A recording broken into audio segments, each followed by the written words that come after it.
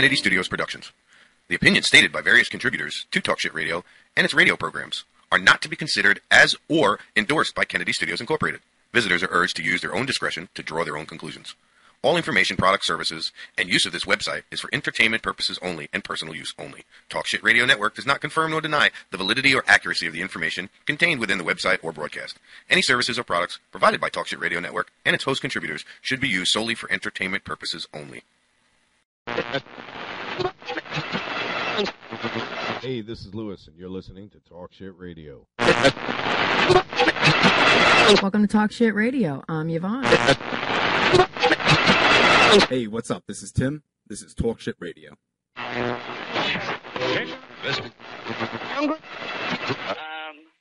been out on the streets every day except for yesterday. Okay. What the media...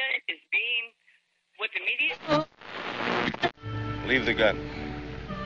Take the cannoli.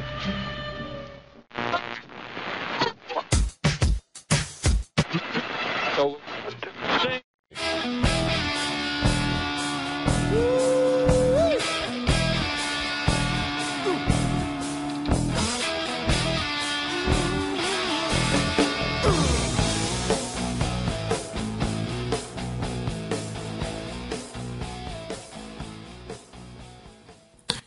Hey, welcome to Talkshit Radio. Good morning, everyone. Good morning. It is Friday. We've already got somebody in the chat. I know It's just John. it's just John. Good morning, John. Thank you for joining us. No intro. Just hey, welcome to Talkshit Radio. No stagers, no nothing. We're just jumping right jump into right it. into Yeah, it. We're getting down. We're getting down and dirty today. It's Friday. It's gotta TGIF. It's the end of Cannabis week. Not to. No, it's not. We got still next week to go through. Well, I mean on Talkshit Radio. Yeah, on the radio for us interviewing anybody right now. But what? Horny Welsh ghost tries to seduce driver on highway. Okay, we're gonna have to get to that one. I like horny ghosts. Welsh? I don't give a Nice. What the hell's Welsh? That's like Scott. Dutch, yeah, Welsh, Dutch, yeah. Welsh. Probably up in Pennsylvania. With the hairpiece. Fucking hot. I was gonna say that, and you already jumped upon it. She's got the hairpiece. I seen it. Yeah. So today's Friday. We got a bunch of shit going on. Mm-hmm. We've got a couple of people calling in. We do. Who do we have? We have Steve Janowitz. All right. And Steve Janowitz is. He is an activist for marijuana, medical marijuana. You were on your game, brother. You had your shit in front of you. Yes. I thought I stumped you on that one. And who is he? Yeah, that's what I figured. Nope. That guy you talk to all the time. Nope. He's an activist of a lot of things, though. Yes. You know. Yeah, he's a bundle of information, and if Steve doesn't know it, he'll find out about it before the day is up. Mm-hmm. Or, within 3 to 5 days, being reasonable. What else? And we have Dana Arvidsson. Arbison? Arvidsson. I'll just say Dana. Arvidsson. Dana from the National Patients Wall. Yes. That's up in Tennessee. She's the founder of the National Cannabis Patients Wall. Yep. She's a protester up there for legalizing marijuana in Tennessee. It's funny, when I first started, when I first joined the group, I just kept on posting, Talkshit Radio on it. It's just like, Lewis, I understand the story of your wife and everything, but, this is not that type of page. And I didn't understand what kind of page it was, what it was about. I didn't read into it. Mm-hmm. I just said, somebody said I can be in a group? Okay, let me put this up here. Let me post it. Yeah. Share. Well, then I started talking to Michelle and then said, well, babe, check it out for me. And she's like, yeah, stop posting in that wall. It's not for you. This is not your wall. It's not that type of wall. Don't post there. Well, Tennessee, they're in the same stages as Florida over here. They are. With passing the bill for medical usage for marijuana. No shit. So they're basically in the same boat as us over here. Nice. So Speaking of medical, marijuana. Oh, yeah, okay. That's nice. For medicinal reason, I got glaucoma. It's bowl 30.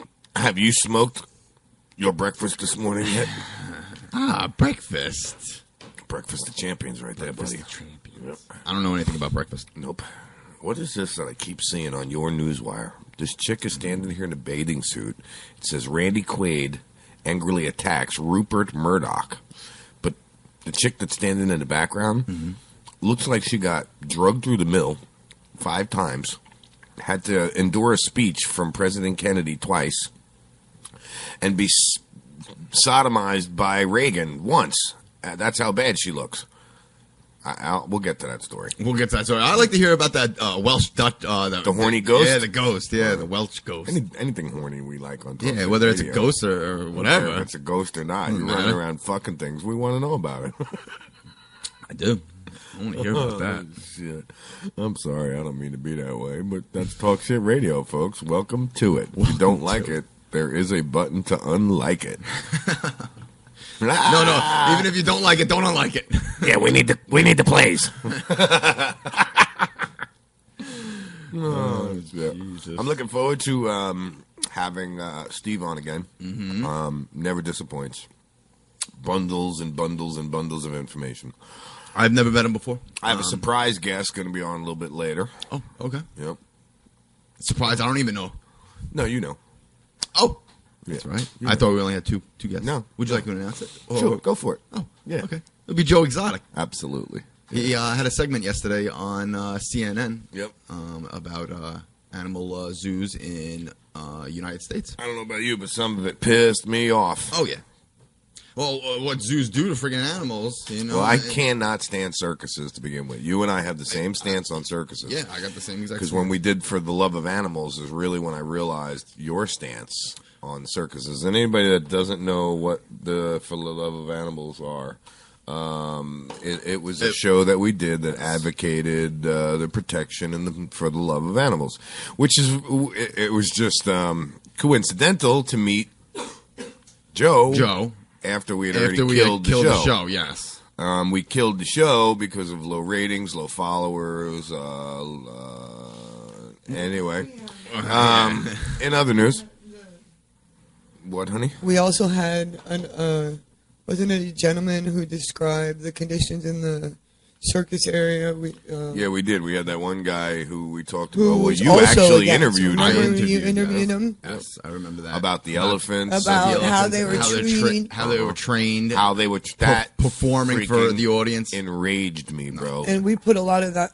You put a lot of. I that actually up at the replayed that time. a few times. For our personal amusement, this Yeah. is what they're going through. Yeah. They're subjected to. That's another one that we. Yeah, so didn't it was bring- all, it all fell in line, and it all just makes sense on how we run into Joe and we start working with Joe and doing things again for the animals. Yes. I'm an animal lover, just by my home. I got my 2 cats, my dog. We just had a rat, but she passed away. We got a bird. We've had fish. Dude. lobster. bird that fucking Get a hates lobster me. as a pet. We had a lobster. I had a pet lobster. Did you eat it? No. No. My fish ate it. I had to keep the circle of life going. You don't She remember? had 100 babies. She had and more they than ate 100 each babies, other. Tim. I What, the swear to lobster? God. The lobster. Lobster It was had it. more than 100. You know how they cling to the belly? Mm-hmm. There was more than 100 under there. There was probably 100 on each flap, bro. And then Would you put it in a fish tank? Yeah. What was that? A 2.5 2.5 gallon? gallon for her to deliver. Yep. And then we also had a 55 gallon in the wall. Yep. She got to the point where she wanted out of that tank and those babies off of her, so she climbed out of the tank. Now, the tank was on the top of my entertainment center. Climbed out of the tank, fell from the top of the entertainment center, crawled her ass into my room, and guess where I woke up to her? In your on bed? my chest. In your bed? With the one claw going like this.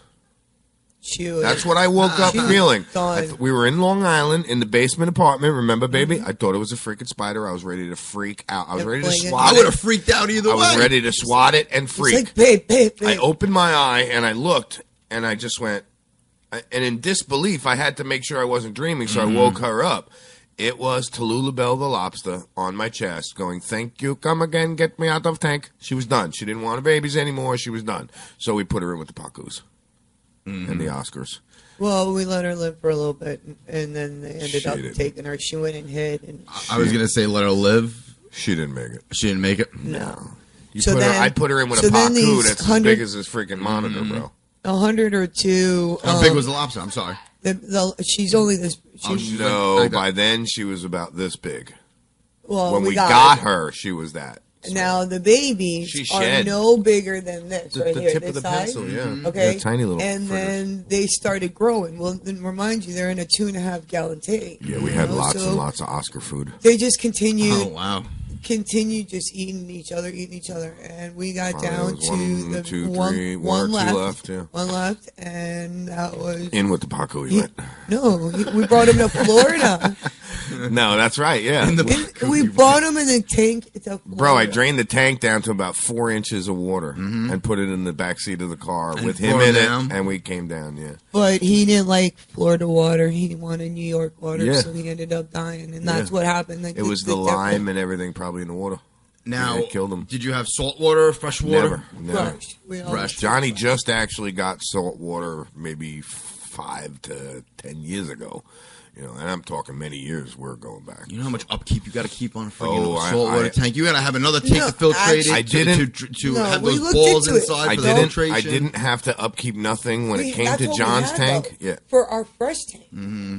I mean, we were really into. When it came to John's tank and they went on vacation and I had to take care of the tank, I didn't have to do nothing but feed them. And to me, that was awesome, dude. These are killers, man. These sons of bitches come out and eat that shit.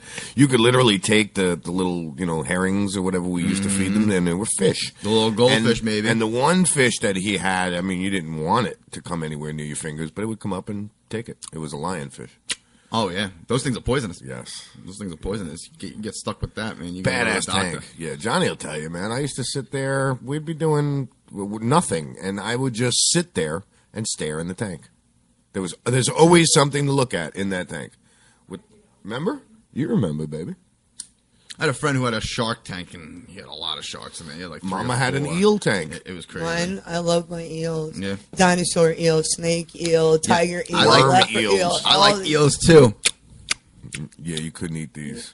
Really? You Yeah. eat- Yeah. And it's good Up, taste? up in New York, I used to freshwater fish for eels, and whatever ones I didn't use for bait and saltwater, I'd peel off their skin, I'd grill them up, And you just cook it like And that, was it right? or skillet, Yeah. grease, No bones, butter. right? Lemon, No, they got garlic, like a snake. It's like a snake, yeah. It's got a lemon, little garlic, skeleton. and shit. Yeah, in a skillet, a little breadcrumbs. And what does it taste like? Tastes like fish. It I does mean, but taste like really fish. fishy, really fishy. Like No, actually, No. less fishy than a fish tastes. You though, know how right? slimy they are when you cook them. All the slime, it's gone, It's right? gone. It's gone. Yeah. After you peel off the skin off of them, you do oysters too. no, I don't like oysters. Now, see that John got me hooked on oysters and mussels. Mussels, that's my shit. And red marinara sauce Oh, with some garlic- bread, and butter. Keep your hands and your feet away from the aisles, children, because this animal will chew them off. Yeah, that's good shit. And I didn't think I liked it at first. I tried it, and then that was it. Bro, me and John used to go to this one place, the Crab Shack. You know Joe's Crab Shack, or what? Not Joe's Crab Shack. What the hell's the name of it, John? Help me out Popeyes? here. No. It's right on the water. I believe it's in Patchogue. Oh, God. Johnny, help me out if you're listening, buddy. What the hell's the name of the place where the guy looked at me and he was like, damn, I had to move over. I thought you guys were going to eat my arms off. The waitress or the bartender came down. She put the shit in front of us. And John and I dug in and attacked it, bro, until there was nothing left in that thing. Breading it dry, bread bowling it dry. Is it harbor crab? Harbor crab. That's what it was. Yes. That's what it was, So- I believe. I know you two will They probably. just went to La Volpe's for Carrie's. Son of a I bitches. love La Volpe's. Oh, yeah. That's out in Center, right? Yeah. Center Merchants. What, baby? You guys will probably say that it's not going a little too far, but Sports Illustrated normally has gorgeous, always has gorgeous models on the front in a bathing suit. Mm-hmm. This time, she's pulled them down the bathing suit right to that spot where they can't even show it on the TV right now. Now, I already seen it. Who? What model? Sports Illustrated. What model? Oh, she's so gorgeous. I can't think of her name. Just pull it up Sports. if you could post it. But they are asking, do you think it's too far with her pulling her bottoms down so low? I mean, this isn't. Can I see I gotta- Bush? I Can gotta I see. see Bump? Look, did you pull it up? Timmy's checking it out now. So, She's gorgeous. Oh my god. because if you can't see, and I guess the way TV is now, if you can't Hannah see, Davis is her name. and Hannah Davis, yeah. my daughter's in the room. I want your opinion too, Ange. These models. Do you think that, as low as some of these things go, what what am I trying to say? Do you think that as long as you don't see, I guess, the lips and the crack and all of that, I hate to put it Okay, that way, here you but go, I mean, Ange. That's the picture. Do you think that's too much? nope. But Any it's further than that, But it's Sports any further Illustrated. than that, Why did she have to pull him down? any further because it's sex sells. Period. I get that. She's gorgeous. She doesn't need to pull him down. That's not down all That's the way. nothing. I know it's not down all the way. Again, And this I didn't is- know how to put it. That's why I said the bump and the crack. I didn't know how to. Yeah, kind of that put was it, you know what not I mean? really how you should put it. Yeah, well, She's a what do you want me to beautiful say? girl. The freaking Yeah. slit in the clit? I mean, Can you see the camel toe? well, that's a good way of putting it. Yeah, Let's keep it nice That's this actually a morning. good- Okay, yeah. I haven't had We are keeping it nice. You're that the one who was brought up keeping the it story. nice. Don't you worry, You're the honey. one who It is brought a up the nice story. I think she's gorgeous. No, that She is definitely- I gorgeous. think that it's but I think that it's a little too much. Revealing. please, I don't- for sports it's swimsuit. So what? It's exactly. it's sports. Exactly. It's Sports Thank you. Illustrated. I can handle seeing that in Victoria's Secret. I got something to say, but it'll get me in a lot of trouble. I don't know what you're gonna say. I like to hear it actually. It's always the women who don't have that body that say, "That's so disgusting. You should not pose like that. It's so disgusting. It's demoralizing to women." I don't think it's. I'll tell you what. If you think it's demoralizing. demoralizing I to don't women, think go that get in the I fucking gym, work have your that ass body out. either, Well, so. no, you had that body, baby. This cover, it leaves up to imagination. You leave up to imagination Listen, to finish what it make looks no like. mistake. I'm not down in my baby girl because that's what made me fall in love with her. She was skinny as a rail, tall, skinny blonde, dude. Pfft. Yowza. I mean, what is this girl? 20 years old, 21 years old in Right, this cover. And she's worked her whole life to get to that moment, to where you've worked your whole life to get to a different moment. So there's a difference. You know what I mean? 24 your years old. Your opinion of a female's body is also different than my opinion. You know what I'm saying? So But I'm not looking at it. I'm not judging her body though. But you're just judging, You're judging the exposure shoot. that she's. All right. I'm she's just saying. all right, baby. that, I know what you're saying now. I got you. I Yep. have no problem. Let me ask you this. What do you think if we're trying to sell talk shit? All right. That's Do you different. think? That's Wait a talk minute. shit. Hold on. It's Depends not on what different. you're They're trying to sell a magazine. Okay, a swimsuit magazine for that matter. Mm-hmm. All right, with hot chicks in it. So that's what you do. We're trying to sell a radio show that's on the edge of breaking rules and being risque. So let's say, what do you think would sell a radio station better? Me standing there holding my big fat gut with my arm around Timmy, or a chick half naked with what are they called? The micro bikinis. You ever see one of those? I mean, it don't leave much to desire. what, like a thread? It's pretty much, yeah, that's all it is. And then there's two little nipple covers with threads connected to them. Yeah. Are you on the actual Sports Illustrated? No, I'm website? not. I'm on. Okay, listen. Fox. I have no. It's Sports Illustrated. Their last picture, the girls were not wearing any tops, and And then they're just covering. They're just covering with their They're hands. just no. covering Have you with their look? No, they're all just asses, and one girl's hair is covering the other girl's hair. That's pretty Now, see revealing. that? I So think why is there so much controversy about this? I don't know. It's Sports it's not me. Illustrated. You have It's to not- understand listen, that they're it's gonna not show me. that. No, I I'm know, but just we're bringing making a up debate the about it, top- baby. you No, know, yeah, we're bringing up the debating. we're topic. talking about it. Look, this is the picture. It's gorgeous So, in your opinion, baby, what do you think? because that's the rear, and nobody was having a problem with that, and they're covered. And the front, that's way too close to the forbidden area. The forbidden fruit. Turn it. You want some of my coffee, buddy? That's what I think is Crazy the big enough, you don't debate need no about. fucking coffee. It's Get the outta here, difference cat. between the back and the front. This cat. Most I can girls, understand that. most girls would go to a topless beach before they would go to a nude beach. I wouldn't go to either. Why, it's optional. Yeah, well, I'd have to wear very tight-fitting underwear and very loose-fitting shorts if I went to either one.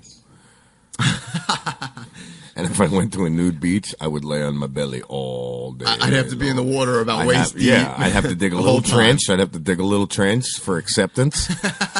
And just lay down and accept the fact that my ass and my back is going to be so sunburnt because I ain't moving from this spot until we leave.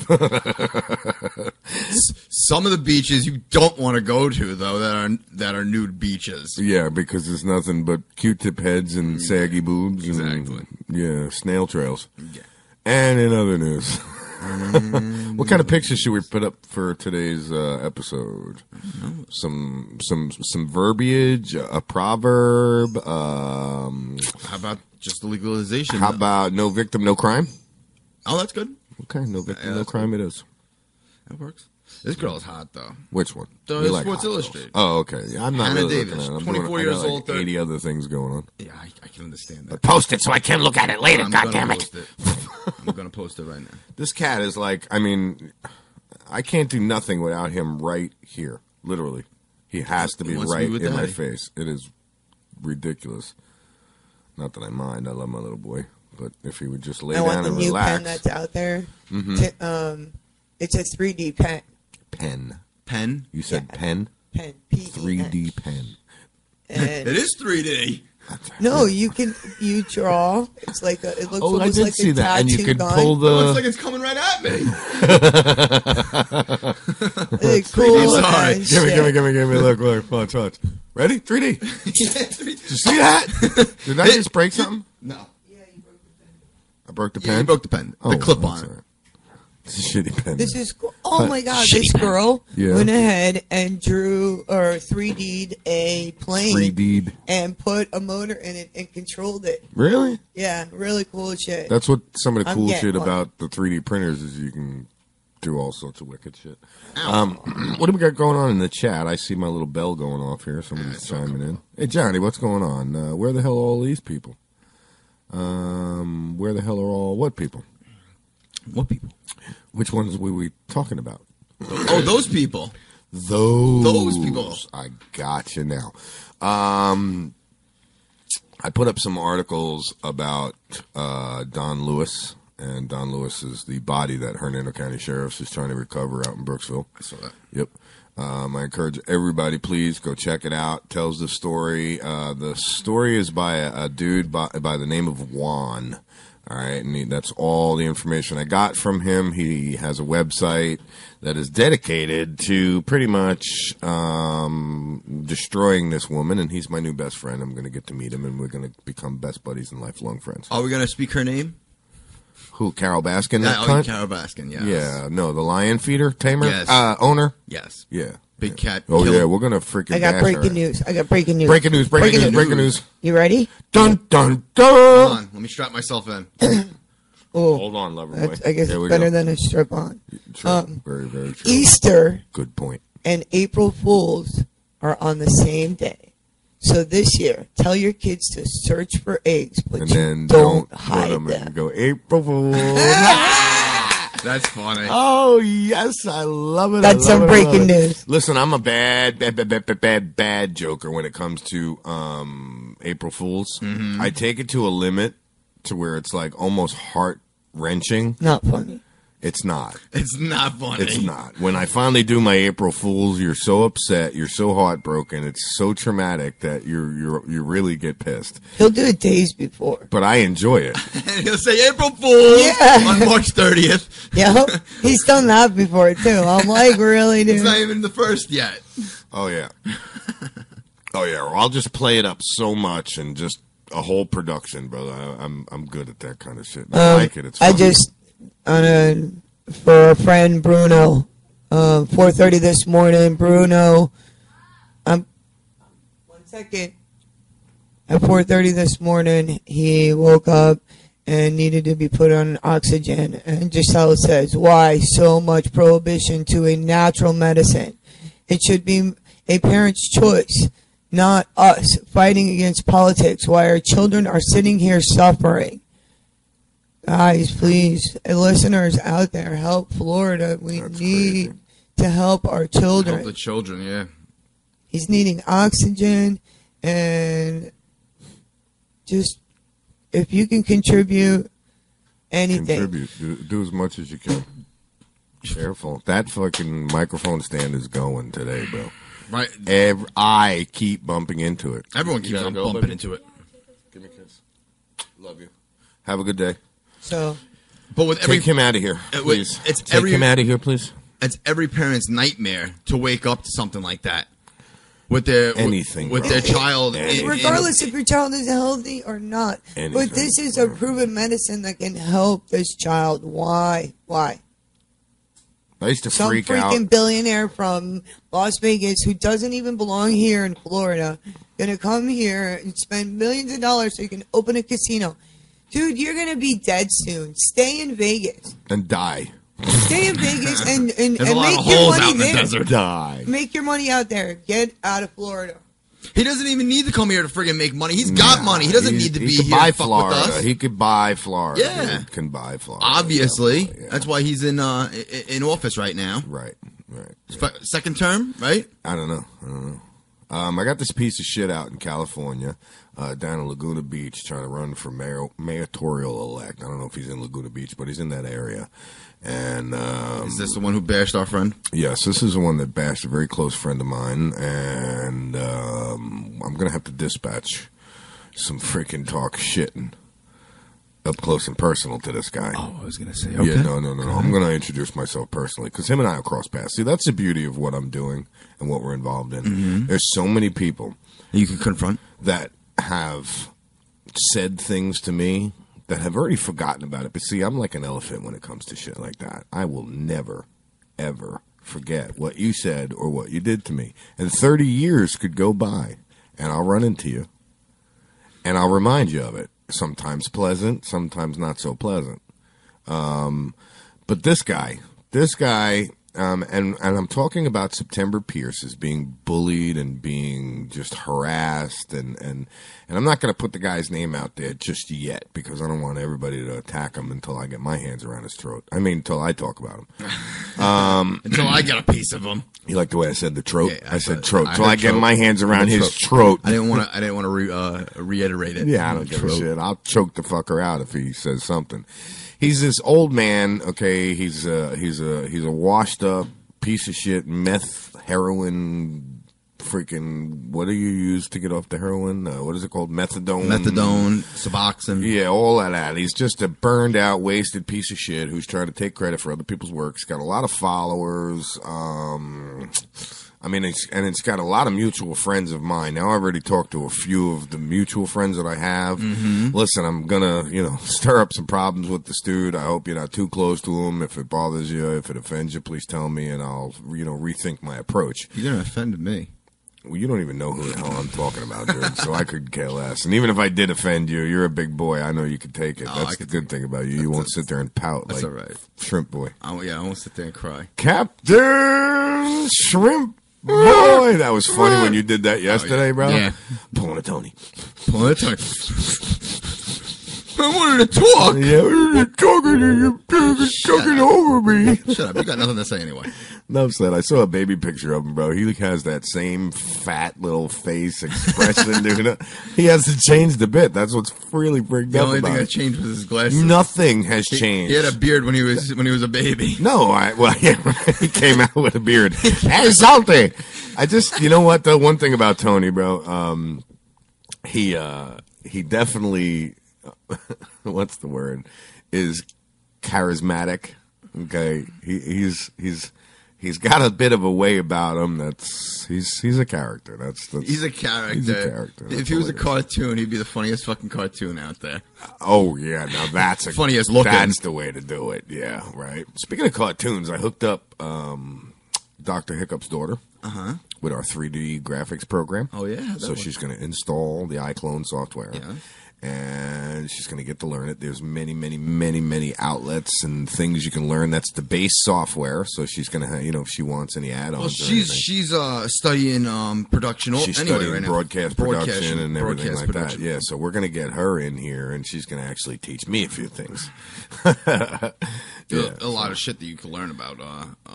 Bro, let me tell animation you and film. When it comes to what we're doing, all right, I bought equipment on the advice of my salesman. Mm-hmm. I explained to him I have no freaking clue what to do. Or what I'm doing. I am very tech savvy with this shit. I can do a lot. I could do some things you wouldn't believe. Now, yeah, but you haven't even scratched the surface of the capabilities that you have for this software. I mean, you know how genius you have to be to friggin' even just tap into a 2% of what you could really do. The mixer he wanted to sell me was probably like $800 cheaper than what we got. Yeah. And he's like, Lou, what do you want such a big mixer for? I said, it's not big. It's only 16 channels. He goes, Lou, you don't understand. There's 4 sub channels. Okay, there's 4 powered channels. There's unlimited outputs. There's a digital side of the board. You can go completely digital with the board. On the you can put the screen. board in another part of the building and run it from a computer. From a computer somewhere. right in front of you. I'm like, what's your point? He's like, you don't need something so big. I said, but I will. And sure enough, you look at the back of that board, guess what? There's only 1, 2 regular ports, 4 empty ones that are powered. So, I mean, these are the monsters right here. The auxiliaries, AUX 1, 2, 3, and 4. I've been learning about the board.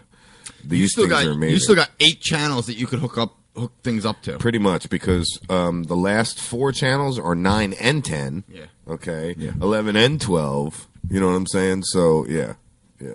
So we have 4, 5, 6, 7, 8. And then there's 2 sub channels within. So anyway, finally, I get everything hooked up, and he's like, I will get it all situated. He goes, well, what about phone calls? Phone callers. I said, well, I have the Magic Jack. And this is all you heard. I'm like, hello? He's like, I don't get it. How are you going to use a Magic Jack? I said, well, headphone out to record in, record out, or headphone out to record in. He's like, huh? And I explained to him what I did. He's like, holy shit. You never even thought of that? He said, that'll work. Really? He said, usually people spend probably $800 to $1,000 to accomplish what you did for $50 with the Magic Jack and a couple wires. For a couple of wires, a couple of input wires. I'm like, bro, cousin's name was Johnny MacGyver. You know what I'm saying? Like, just, I call it Enrigan. Yes, I can Afro-Asian engineer some things. And once I understand the principles of how it works, God, it's limitless what I can do.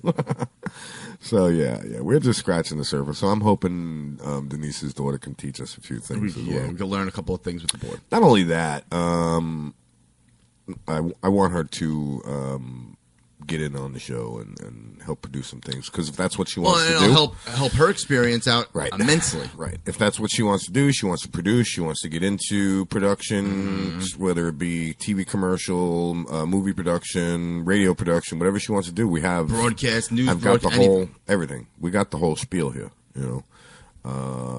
So moving right along, brother. We have that clip that you sent me from this morning. Nice. Yeah. It did come up. I haven't tried it yet. We're going to try it, because every time I try to get some news off of Bay News 9, they don't like it, so they block it. So let's see what they got. See? What was I to expect? No. Nothing. Nothing? Yeah. Not a thing. You hear that, right? I heard that. That means... That's the broadcast computer telling me I have full sound, or not the broadcast computer, the other computer telling me I have full sound to the broadcast computer. The line is open, and she's playing, but she's not going through. I don't know why Bay News 9 does this to me. I never understood it. Well, anyway, go ahead and read the story. Anyone in the Pasco County area in Newport Richey yesterday, a 23-year-old man is in custody after brutally beating his mother to death and injuring his 2 nieces on their Catherine Street home in Newport Richey. Deputies identified suspect as Jason Rios and the victim as his mother, Angela Rios. Rios' father, Ernesto, also lives at the house. Deputies say he heard screams this morning, this was yesterday morning, and discovered his granddaughters, identified as Janisa Radzillo. Yeah, her. Her. That chick. Bleeding, with Rios standing over her with a blunt force weapon. Doesn't identify with the blunt force weapon. It could have been anything, a pipe or whatever. Ernesto stopped his son from hitting her and dragged him out of the house. Law enforcement tried to negotiate with Rios to come out, but he refused to come out of the house. Family members warned deputies that Rios had access to guns and regularly when shooting. They also said the gun was missing. Dude, that's fucking ridiculous. Welcome to Florida, folks. Okay, let me tell you something. You guys want to come down here on vacation? This is what goes on. Down here? down here that you have no idea about. I've said it many times before. I thought friggin' New York was bad. I mean, there's a lot of stuff that you don't hear about that happening in the city in New York because gang affiliated or the murders that happen down there, the drive-by shootings. Because it's like, okay, that's enough. Yep. You know, we heard it so many times before, and we're done broadcasting a drive-by shooting in the Bronx. The media wouldn't have enough time to broadcast anything else if they covered all of that shit. All the gang violence and all the drugs. Up there, like they do down all here. The drug and wars. It's more in your face down here because the way Florida is structured, the way... where we are that really doesn't have anything else going on. They got to broadcast basically every little thing. Right. Clear Channel has monopolized pretty much the cable industry down here in Florida. They own all the wires, all the cables, everything. The only other people you can get is Verizon. That, what is it called? The Fios. Yeah, that shit. I've heard it's not that good. Fios. Yeah. In my town up in New York, Brookhaven. Yeah. They Crooks. Well, Comcast, right? No, Cablevision. Yeah, Comcast. Is that it's still Comcast? Old, It's Optimum. Still a mother company. Yeah, It's Optimum Online. Yep. Well, they wouldn't let I'll show you a Fios. list. It's all Clear Channel, by the way. Uh-huh. It's all owned by Clear Channel. But the wires already friggin' already ran. All you have to do is get the rights to use them. Right, but that costs money. See, the whole entire And thing a is lot of the town is getting free cable Optimum Online, so they won't let Fios in because they'll break the contract with Cablevision. So in my town that I was at, I couldn't get Fios. That's how they monopolize the shit. That's exactly But everywhere how they do else, it. you're allowed to get Right. friggin' Fios. Same down here. Time Warner owns all of the runs, all of the pulls, everything that's here in Hernando County. Not pulls, because it's called a pull. Right, a pull from pole to pole. Say that 5 times fast without Pull a to pole, drink. pull to pole, pull to pole, pull to pole, pull to pole, pull to pole. Pop, pop, pop, pop, pop, pop, All right. Yeah. Replay that in your freaking pipe. and See, smoke they also got AT&T out here also that people have telephone the coming telephone. in. Ma They're Bell's still around. They're still using jacks. Ma telephone jacks. Bell is still around, guys. You remember when you were a kid and you saw them Southern Bell things on the house? And Yes. You had the big Yes. phones, and that's still AT&T. Wow. Ma Bell. Yep.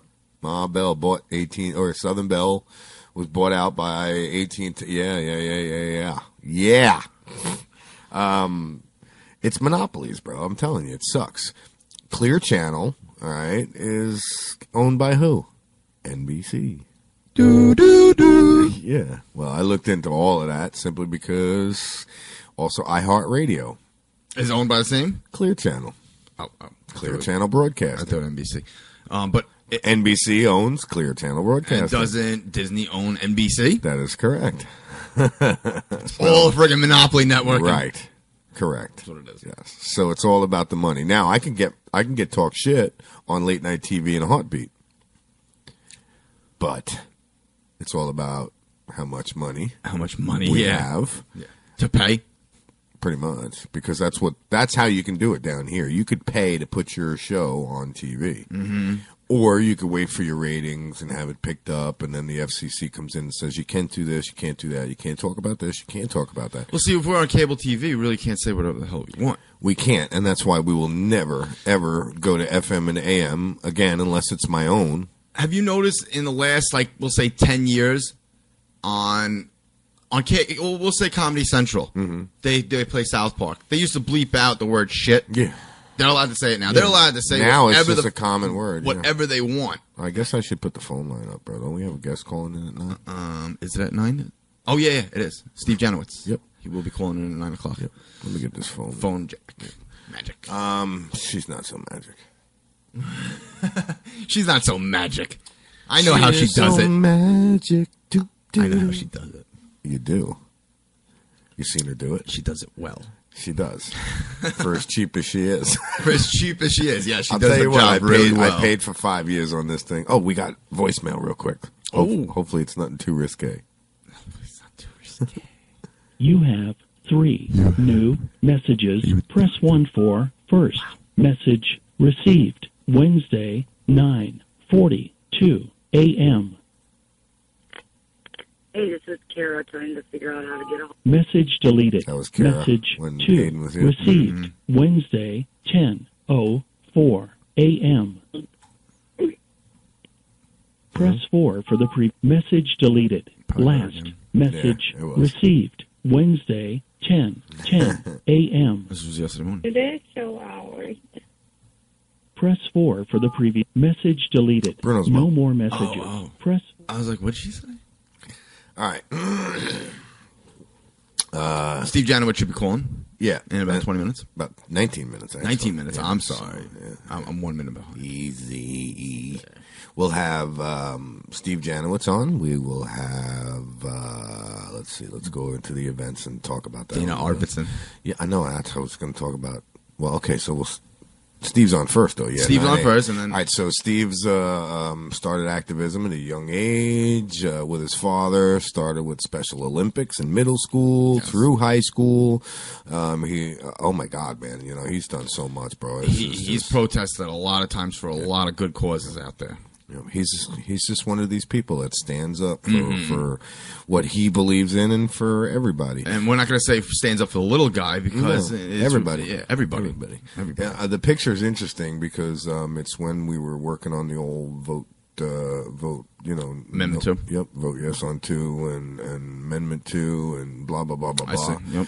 And I mean, they're just everywhere. You can see how many people are out there. And there's my boy Steve. With his You think that's a lot of people waiting to you go to the rally? Oh, I can't wait. Rally and tally, man. You know, we got to talk packed. about that today. What are we going to do? What do you mean? What do you want to do? You want to bring the camera out there? We're going to.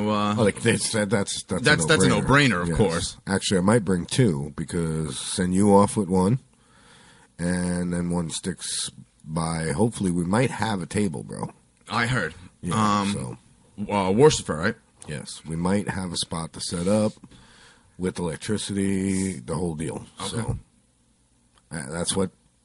It's a lot. Are we going to be able to broadcast? It's a lot to do. I mean, it actually means that we have to night before Get there. break the station down. Yeah. The whole station. Not the whole station, only a couple of pieces of both equipment. Both boards, the broadcast computer. Okay. I need at least both of these. The mics. Towers.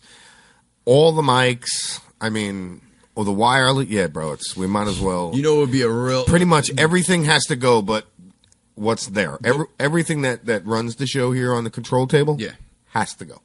I was going to say the worst part of what would have to be done is breaking down the board. That's the hardest part. That's the hardest part. The hardest part is breaking down the board. And no, actually, the board's real easy to break down because all them wires just unplug and I pick it up and move it out of there. Yeah. It's unrunning those wires from where they ran. I'm saying the runs for those wires to each connection, each input, each output, man. Man, that's a lot of work. It's going to be a lot of work. Yeah, because, yeah. Yeah. But there's an alternative, so we'll talk about it. We can do it minimally. You know, We can broadcast from our phones. But then we only have one mic. Yeah.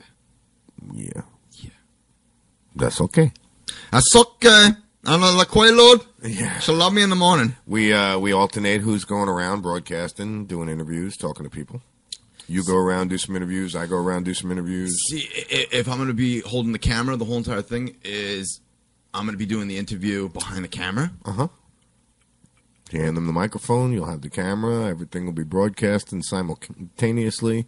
I'll even go ahead and, see, now you're talking something completely different because I forgot about the cameras having to be set up to broadcast live, too. That is a lot of work. That's tricky.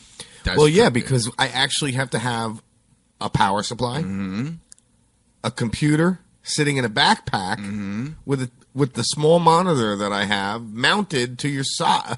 You literally have to have a. It's a friggin' radio station in a backpack. And the way I have to do it is it's just not the time or the place. I mean, if we were going and doing it, someplace where because it's all homemade equipment, bro. To mount everything to you, it's all homemade equipment. It looks a little asinine. So. Yeah, I don't give a shit either, but let me tell you something. I got better capabilities of going live than most people. See, if we have a friggin' a table, we can actually set up some of our equipment so then we can actually broadcast. People will sit down and talk a little bit with us. That's what I'm going to try and do. That's what I'd like to do. I mean, and we can have the camera, but we'll just record. Well, then we'll have that in our archives. Save it and keep it. We'll talk about that off the air. Let's get back to our guests. Sorry about that. Yeah, no. Yeah, enough said. We're sorry. We get going, but we also want to keep our listeners involved in what we're doing because in 4 days we'll be standing on the Capitol lawn of Florida. In Tally, the rally in Tally, and we're going to be broadcasting live for you. I hope it's a good turnout. Me too, brother. Me too. You know, I'm going to try and get up on a vantage point, get a bunch of pictures. I wish to God that the drone was working, even though it's restricted airspace. I'm sure. Duct tape. Bro, we put it up. We put it up, like take 1,000 freaking pictures, and then rip it down. You know, bring it down to the ground. Could it stand up in the air for a while? Nah. I bent one of the arms that the prop's mounted to, so there's no stabilization. I thought it was just a housing. Nope. It is. It is. The housing is bent. Oh, it's bent. So the prop is actually not turning in the direction that it's supposed to. It's not a level, turn. It's wobbly. And it hits the frame. It hits the whole time. No, well, yeah, because of that. The propeller is made of carbon fiber, and it hits the casing. It cuts through the casing. It could damage the gyroscopic. Further damage. Those son of a bitches got onboard GPS, flight stabilization, full autonomous flight. Yeah, but you don't want to fuck that up. Yeah, laser guided fucking sensors so it doesn't bump into things. All the connections are there for that. I gotta get the sensors for that, but everything's there. I don't want to. Yeah. I don't want to. It was bad enough. Damage. It came out of the sky from 160 feet, crashed into a tree, and then hit the ground. Yeah, you don't want to go back up in the air. God forbid if it drops out, then that's more damage than. And I have that footage too, by the way. I'll show you that. The crash. It crashed. Oh, dude, it sucked, bro. It was so heart-wrenching to watch. And all you could do is watch. That's it. I put it in full autonomous flight mode. The software had a bug in it, and instead of going straight up, like I said it to go to 120 feet, safe height, clear all the trees, it went straight up about 20 feet, and then went to its first distance or its first waypoint, straight into a tree. Yeah, because it'll only do straight lines. Damn, I didn't add another zero. I meant 200, not 20. No, man. I triple checked it. Let me tell you something, because it was a test flight. So I quadruple checked to make sure everything was set. I had the laptop out there playing the YouTube video. What are you saying? We stink? Oh, playing the YouTube video, so on and so forth. What am I doing, baby doll? You're pointing to things. What am I opening? That. My messages. All right, let's see. Oh, you could have said that to me. Yeah. I would have done that. What message? I don't see a message. Okay, under what, though? My personal or... Huh? Okay. Moving on. 10 minutes, Steve will be calling and going for it. We're going to have him talking about what's going on in Tallahassee, what we're going up there to do. He's going to be talking about SB 528. 528, that is correct. Thank you, guys. A little brain fart there, guys. That's the bill that we're trying to pass in Florida State right now for legalized marijuana for medical reasons. A lot of people are fighting for it. Yep, yes. Absolutely, Tim. Thank you. Mama, you cannot be here at all, huh? You got a doctor's appointment. Huh? Right. Dana's cool. She knows. Yep. All right. Yep. Renee calls in. Give her a few minutes. Okay. Renee with the wall. No, that's Dana. Oh, Dana has the wall. Who's Renee? Renee is someone else you're going to have? Okay, yeah, no problem. Yeah, and at 9:30-ish, yeah, and I say ish lightly, 9:30-ish, we have Joe Exotic, which I'm going to go ahead and give him a call. 9:30-ish or 10:30-ish? 9:30-ish. Because that's only 40 minutes away. No, his what's it called? His Central Time. Central Time, yeah, which is 10:30 our time. Yes. Yeah, ish.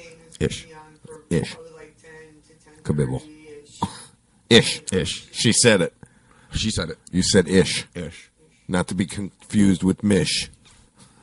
Miss America. Miss America, you're so Here beautiful. she is, Miss America. You're so beautiful, Miss America. Miss America.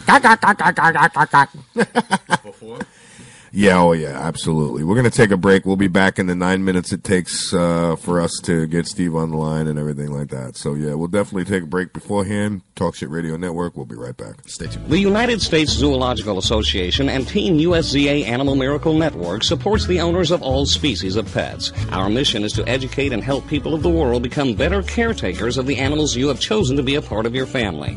Through the Miracle Network, we strive to grant last wishes for the terminally ill to meet an animal of their choice. It's through education we can save our wildlife and make a better place for them to live amongst us. Join the USZA today at usza.us and become part of a world loving animals. Talk Shit Radio is a Kennedy Studios Productions. The opinions stated by various contributors to Talk Shit Radio and its radio programs are not to be considered as or endorsed by Kennedy Studios Incorporated. Visitors are urged to use their own discretion to draw their own conclusions. All information, products, services, and use of this website is for entertainment purposes only and personal use only. Talk Shit Radio Network does not confirm nor deny the validity or accuracy of the information contained within the website or broadcast.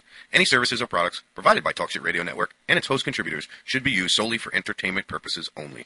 I didn't believe it. Neither did I. No way could you professionally remove unwanted hair, pain-free, and at home. My thoughts exactly. Remove my face and body hair without expensive, painful office visits? Not possible. Great minds think alike. Until I tried No Pro.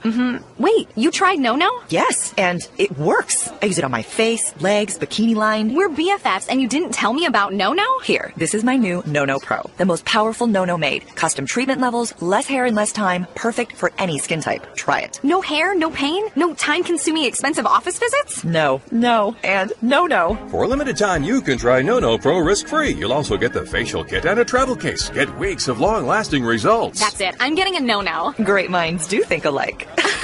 Try No Pro risk-free by calling 800-953-2993. 800-953-2993. That's 800-953-2993. 800-953-2993. In these uncertain economic times, you've got to do whatever you can to save money. One of our biggest expenses can be our cars, especially when unexpected repair bills hit. Not anymore. If you own a vehicle with less than 130,000 miles, is less than 12 years old, has a warranty about to expire, or even no warranty at all, you could stop paying for car repairs. Roadside assistance, towing, and rental coverage are all included. Don't wait for the next repair. Make one free call right now to see if you qualify. If your vehicle is less than 12 years old, has less than 130,000 miles, even if it's out of warranty, paying for car repairs can become a thing of the past. Call us right now and get your car protected before your next repair bill hits. Get protection and no more repair bills. Call 877-229-7271. Again, 877-229-7271. That's 877-229-7271. 877-229-7271. If you are successful at what you do, whether you're a doctor, a lawyer, a business owner, or you have a great career,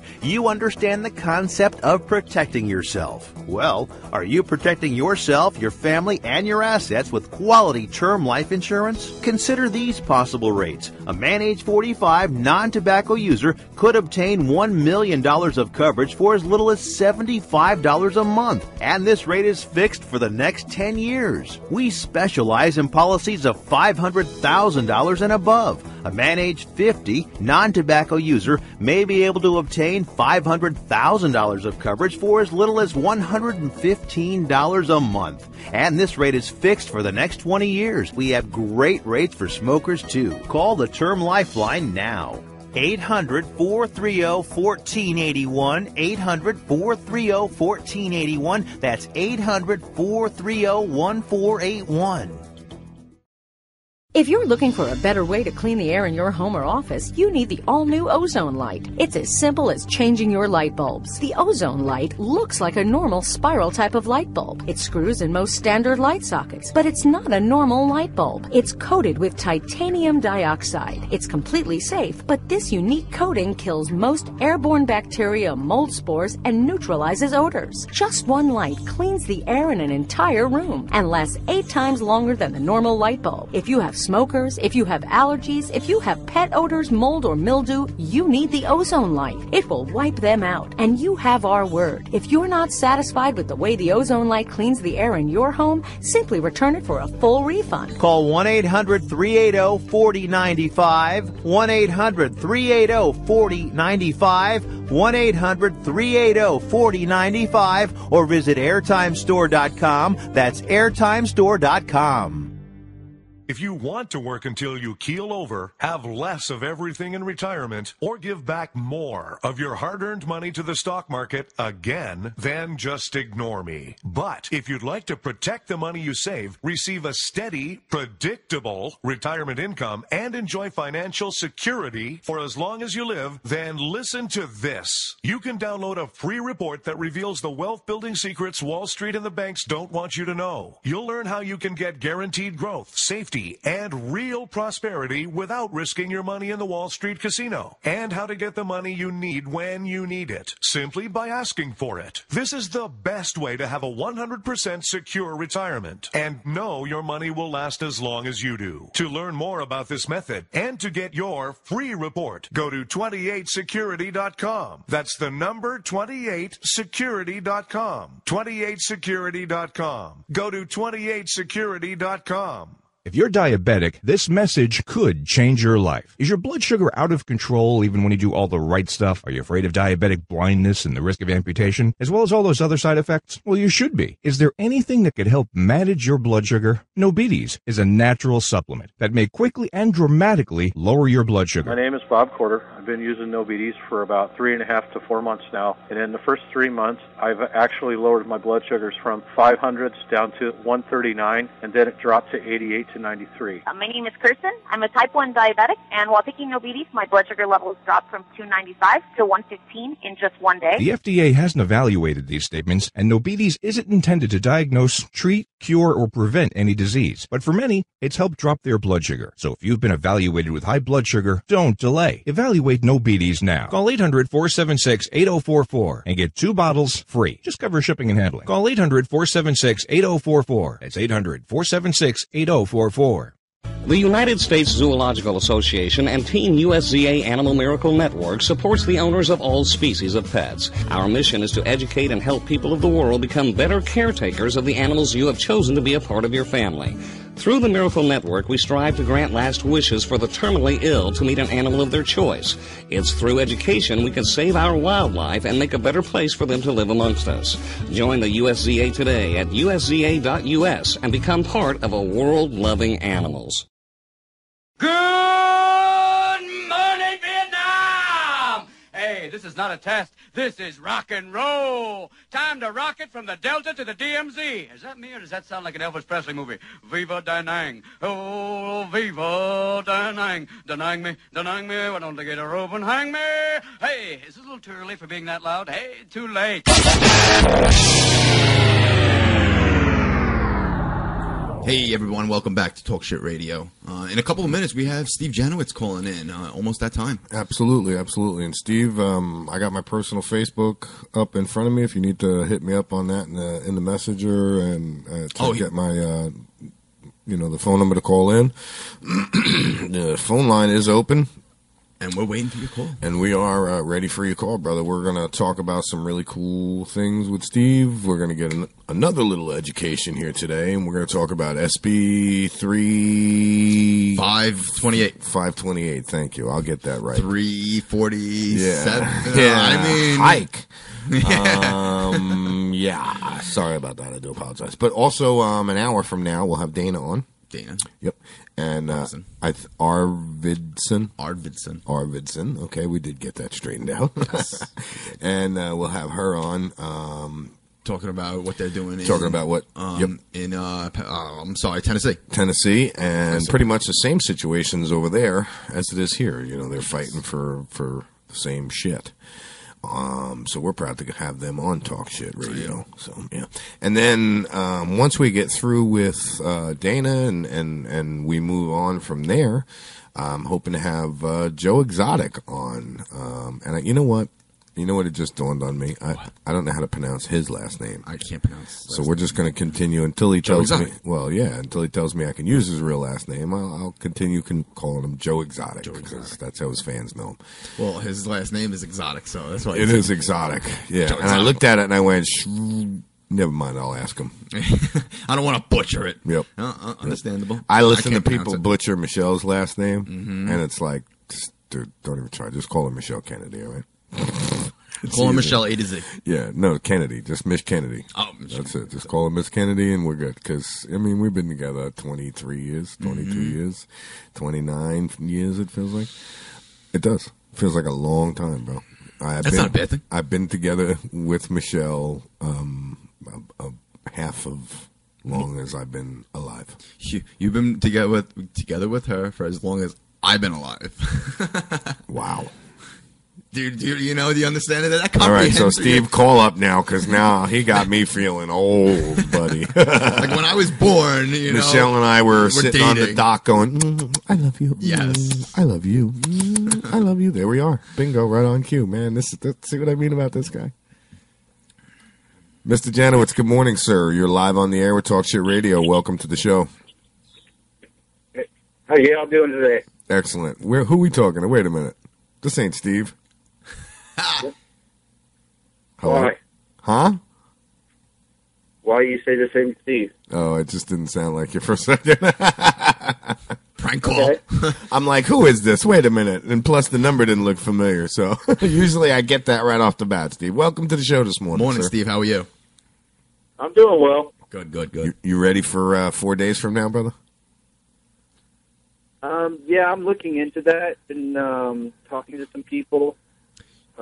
You're no stranger to rallies, are you? No, not at all. No, yeah, we're seeing this, bro. You fight for a lot of people's rights out there. And for a long time, I see. For a long time. Yeah, you've been doing this. Let's talk about what this whole thing is and the bill that you're advocating, Steve. It's 528. It's introduced by Senator Brandis. He's out of St. Pete. Yes. And we've been reading it over, and we're just going over points and then looking for things to that aren't defined or that are vague in it. But other than that, I mean, it's a rather comprehensive and all-inclusive from what it is that we're reading so far. But we've got like 17 pairs of different eyes on it. Everybody's, just highlighting the line numbers. Those questionable that they have areas. concerns with, Well, see, putting it all together and then seeing what we come up with. Well, see, when we talked to Bill Worshiper yesterday, he said it was a very simple, basic plan. It's very comprehensive, but you're saying that there might be a little gray areas that people might misinterpret? It's a possibility. I don't know. We have to sit down, find out when the workshops are. Yes. For the education and for then this. go from there. I mean, we're in touch with people that helped draft this up, so they most certainly take our calls. I do know that there's other people that have spoken with either representatives or senators throughout Florida. They want to get theirs introduced, but it may be just an amendment or taken and placed into this. So, I mean, there's just a lot of things going on. That's great. Interesting, yeah. Very interesting. Now, Steve, basically when you say there's a lot of eyes watching and looking, I mean, make no mistake, that's actually a very good thing. That's a very good thing. Mm-hmm. It is. Well, yeah, the thing is we're an eclectic group from growers to, graphic designs to, just somebody who has somebody just works the healthcare side.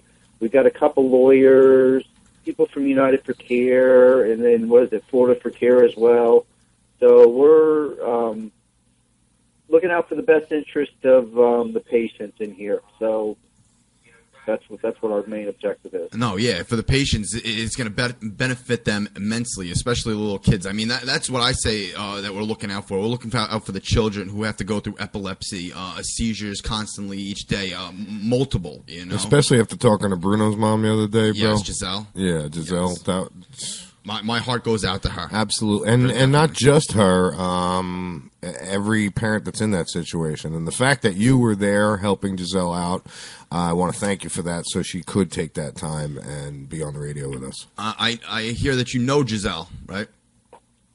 Correct. Yeah, the thing is, it just made it easier for her because, especially with Bruno up, for her to focus on the interview. Yes. Yeah. And then, other than that, he's just a mess. I guess you could say he's up and all over the place. Yeah, we got a report this morning that he's had some seizures or something last night. Yeah, he had, obviously, he woke up this morning, and I believe he had, it didn't say specifically, but it's usually the grandma seizure what has him need the oxygen.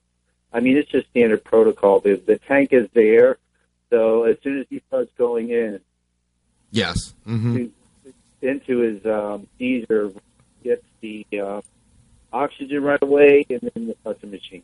Wow. Now, see, what I'm wondering is, do you think the medication that he's on is inducing seizures even more? I mean, for a child to be taking clonazepam, that's a pretty high dosage for a 3-year-old, 3.5-year-old. Yes, but the thing is it's so hard to get them off, because what people don't understand is when you're weaning them off slowly but surely, yes, and they start going into seizures because they're no longer getting that seizure medication, yes, the parents have to then turn into pharmacist, chemist, doctor, and ER and figure out how much of that medication that they need to give that child, yes, so that child will come out of that continuous seizure. That's scary. You don't want that. So even weaning, but then it turns around to where it's an even bigger setback, because now you've just upped the dose, and now you have to wean from that stage. You understand? No, yeah, I understand. It's just basically weaning him off so that he doesn't catch more seizures from coming off of this medication. Right, because that's one of the warning factors. If you stop it, and that's what the same thing with pretty much anything. I mean, if you look at these artery clogging, unclogging pills and stuff that they have, there's like pretty much, you're going to need to take this for the rest of your life. Now, do you think that State Bill 528 benefit Bruno? 528? Is that what you said? Yes. It's kind of echoey. Yeah. Yeah.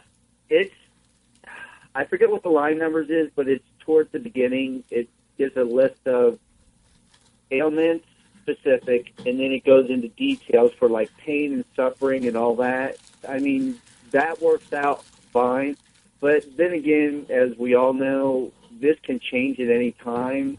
Anybody can change anything. So that's why we formed our group, and we're doing what it is that we're doing. Yes. So basically watchdogging just in case that does happen and something goes in there and everybody goes, whoa, right. Hey, what is this? Right. Yeah. And there is going to be stuff, but, it's just our paradigm is this. We're not looking to sacrifice nor compromise, but so long as it comes within reason. Yes, of course. Well, because we don't want people abusing the state law, It's for it's for the patients in reality. It's for the patients. Yes, the industry, Steve, and we spoke about it yesterday. The natural progression of the way things are. There's going to be a huge industry all over this, but that's just the natural progression. But my biggest thing is I don't want to lose focus that this is really about medical, not money. Oh yeah, they're out in California. GW Pharmaceuticals has grows the size that when the feds saw it from us, yes, we would go to jail. Mm-hmm. But their grows don't get touched. And then they turn around and they send letters out to all the smaller grows and farms all around and say, look, man, you might as well shut down. We're here, and we're taking over. We're pretty taking much over, the Midwest. See, that's bullshit. Now, are we also focusing on the hemp bill for residents to be able to grow their own crop here? I haven't read that. I saw Bill when he published it. Yes. At least his. I don't know if there's another one being introduced. So yeah, just I'm his. sure since it's written by Bill, it's fine. Mm-hmm. But yeah, I mean, if it has that wording in there, that works. Yes. I mean, because people can literally start utilizing their backyard for something. Exactly. Instead of using useful. dispensaries. Well, not only that, Steve, my biggest thing with that whole being able to grow is one point that September Pierce brought up to me is let's face it, you don't have enough money to go out and buy enough raw plant or whole plant to be able to use it properly. There's just there's no way you can make that money. There's no insurance coverage for anything like that. So the only way to have enough is to be able to grow your own, to be able to make the butters, the oils, juice the whole plant, so on and so forth. I mean, me personally, Steve, the whole juicing the plant, I'm so excited about that. I can't wait to start because I know what Whole Foods do to you. Right, and I know somebody out in Colorado right now that's literally growing a hemp plant, Yes. and she pulls the leaves off and juices the leaves. And, really? And uses that for her medication? Yeah, just as a supplement. I mean, it's not going to hurt. Mm-hmm. Well, yeah, okay. No, Yep. yeah. It's not going to hurt. It'll definitely help, though. So where are we at with this state bill? As far as the standpoint of, and I'm going to call you guys the watchdogs, man. As far as the watchdogs are concerned, where are you guys? What's your stance? I mean, how are we looking? Last Wednesday, they were talking about Charlotte's Web. Mm-hmm.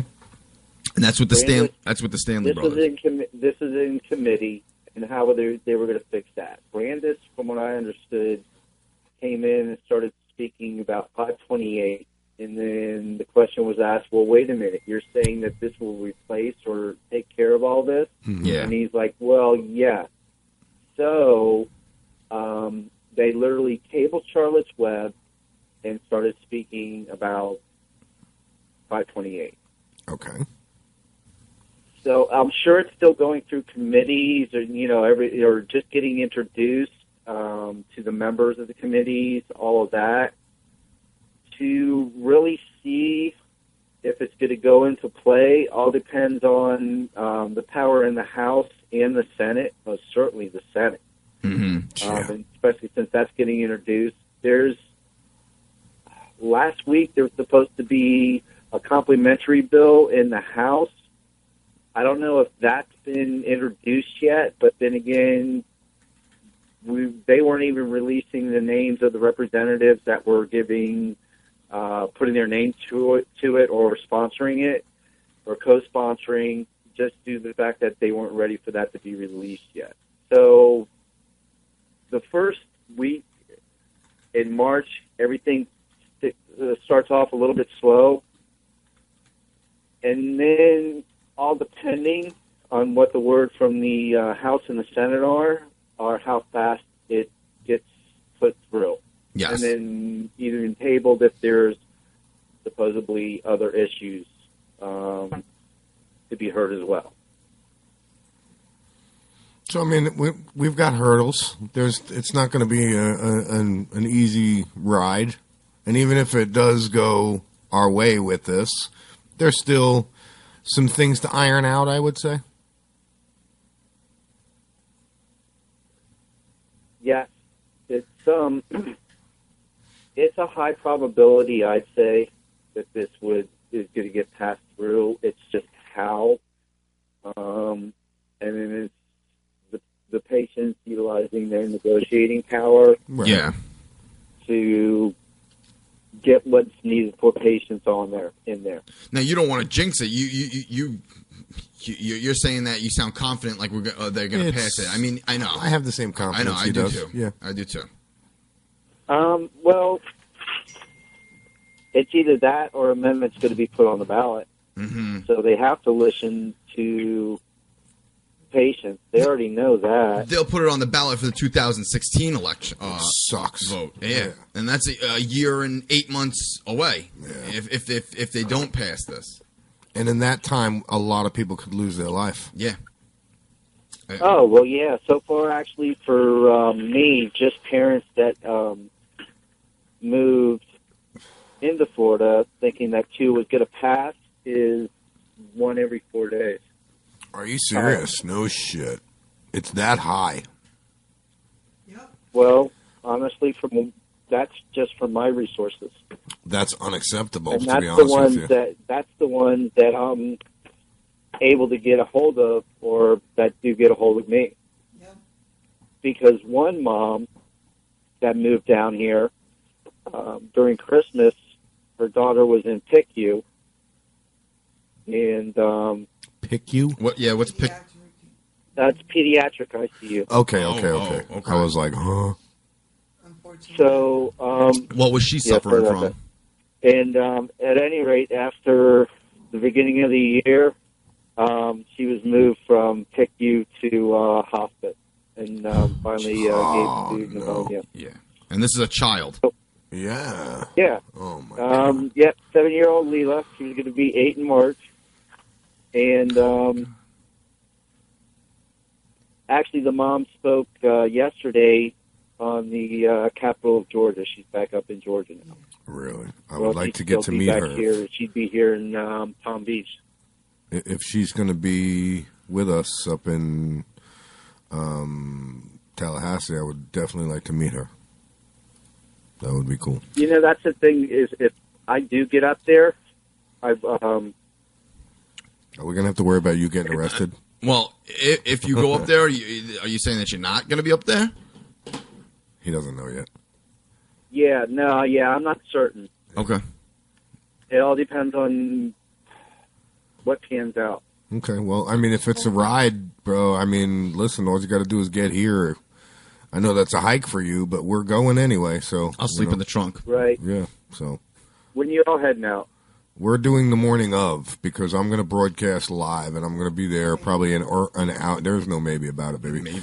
I'm going to broadcast live from the Capitol. I think it would be a really good thing to do and help out. And so I'm going to get there, to give me enough time to get set up and have a game plan and a plan of attack to go in and do things. So Bill offered us a table, so...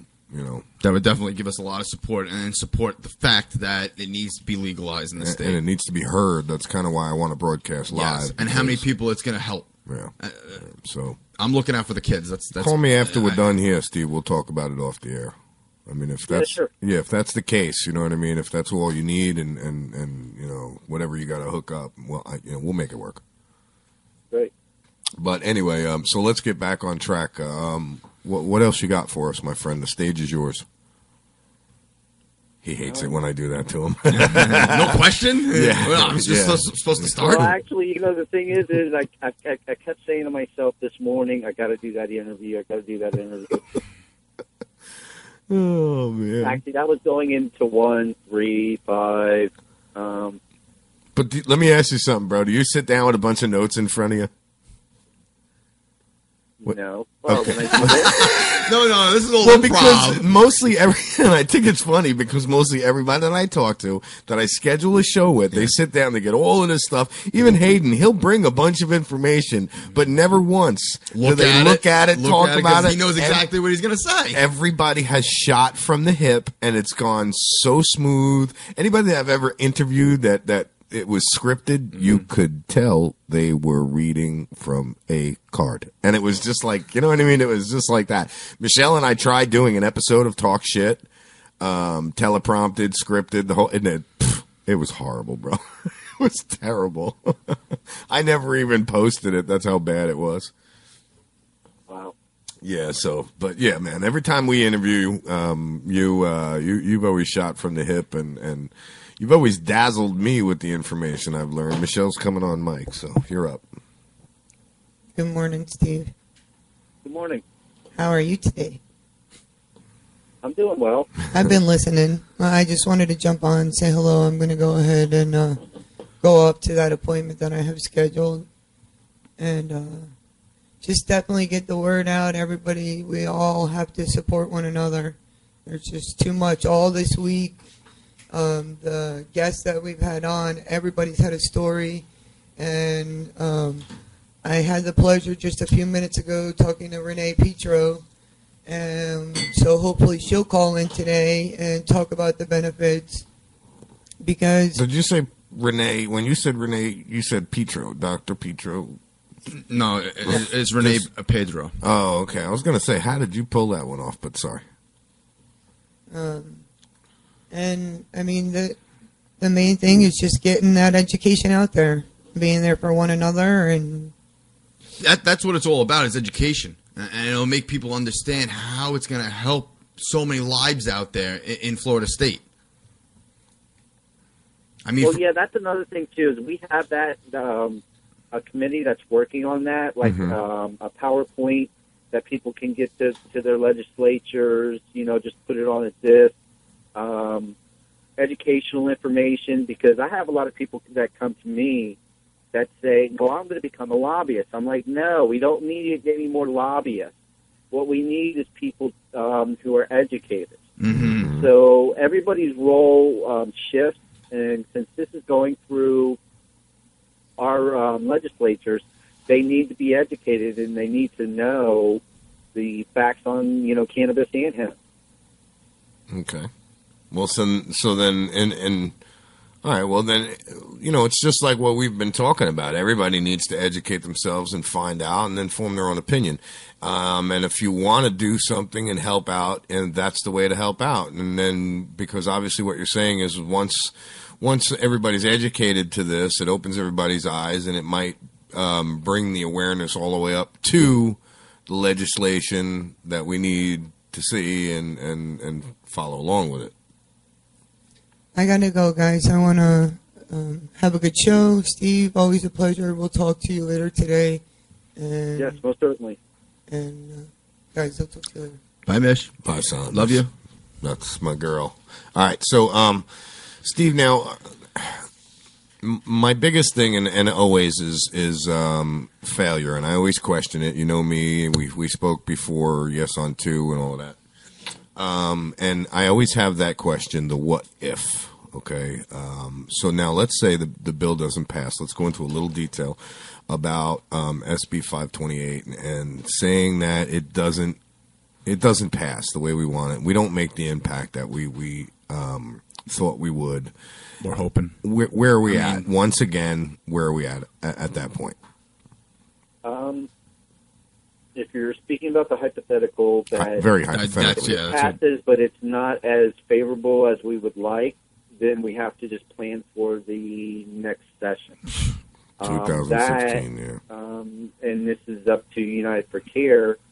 Proceed with the getting it on the amendment. The amendment on to the ballot. Gotcha. Because then they'll listen up to the next. But the thing is the constitutional amendment lays a good, solid foundation. That's why I like it there. And then from that, the legislation can be written. See, I look at it as if they're not going to pass it this year, they're just prolonging the inevitable, because it's going to happen either way, whether it's this year or 2016. I mean, if they do it in 2016, it's going to be until 2017 people are going to be available for this medication for their disease, whether it's cancer, HIV, AIDS, or ALS, epilepsy.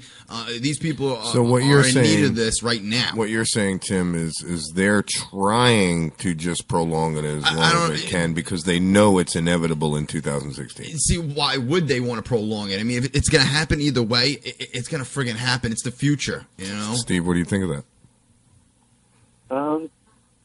Yeah, I mean, it's definitely going to happen either way. How it pans out, again, depends on what the final legislation written up is. Yeah. And then we just move forward from there. do you think when it does happen, and I'll say it, when it does happen, because I've always known it's going to happen. When it does happen, do you think they're going to drag their feet, putting all the rules, stipulations, chiseling those rough edges off, and getting everything? Well, no? You know, Colorado is having theirs revamped. The committee or their board got suggestions from, I forget who it is that controls them, but they didn't take most of those suggestions. So people that really have their eyes open, and if you have a good board that's watching over everything and actually listening to the complaints and seeing where the problems are because they persist as far as rules and regulations, you can have a rather productive system. That's why Colorado wrote it to be revamped if it needed to be. And actually see results from it. Correct. Right. But then another thing, too, is there's a lot to go with it. I mean, Colorado is doing good from what I understand. Washington really isn't, because it's put in to the Alcohol Control Board, somebody like that, who has no idea of what it is that they're doing. So that's the main thing. But some of these licensing fees and dispensary fees, or even just them having the application fee, like you and I discussed, Lou. Oh, yeah. Oh, yeah. Yep.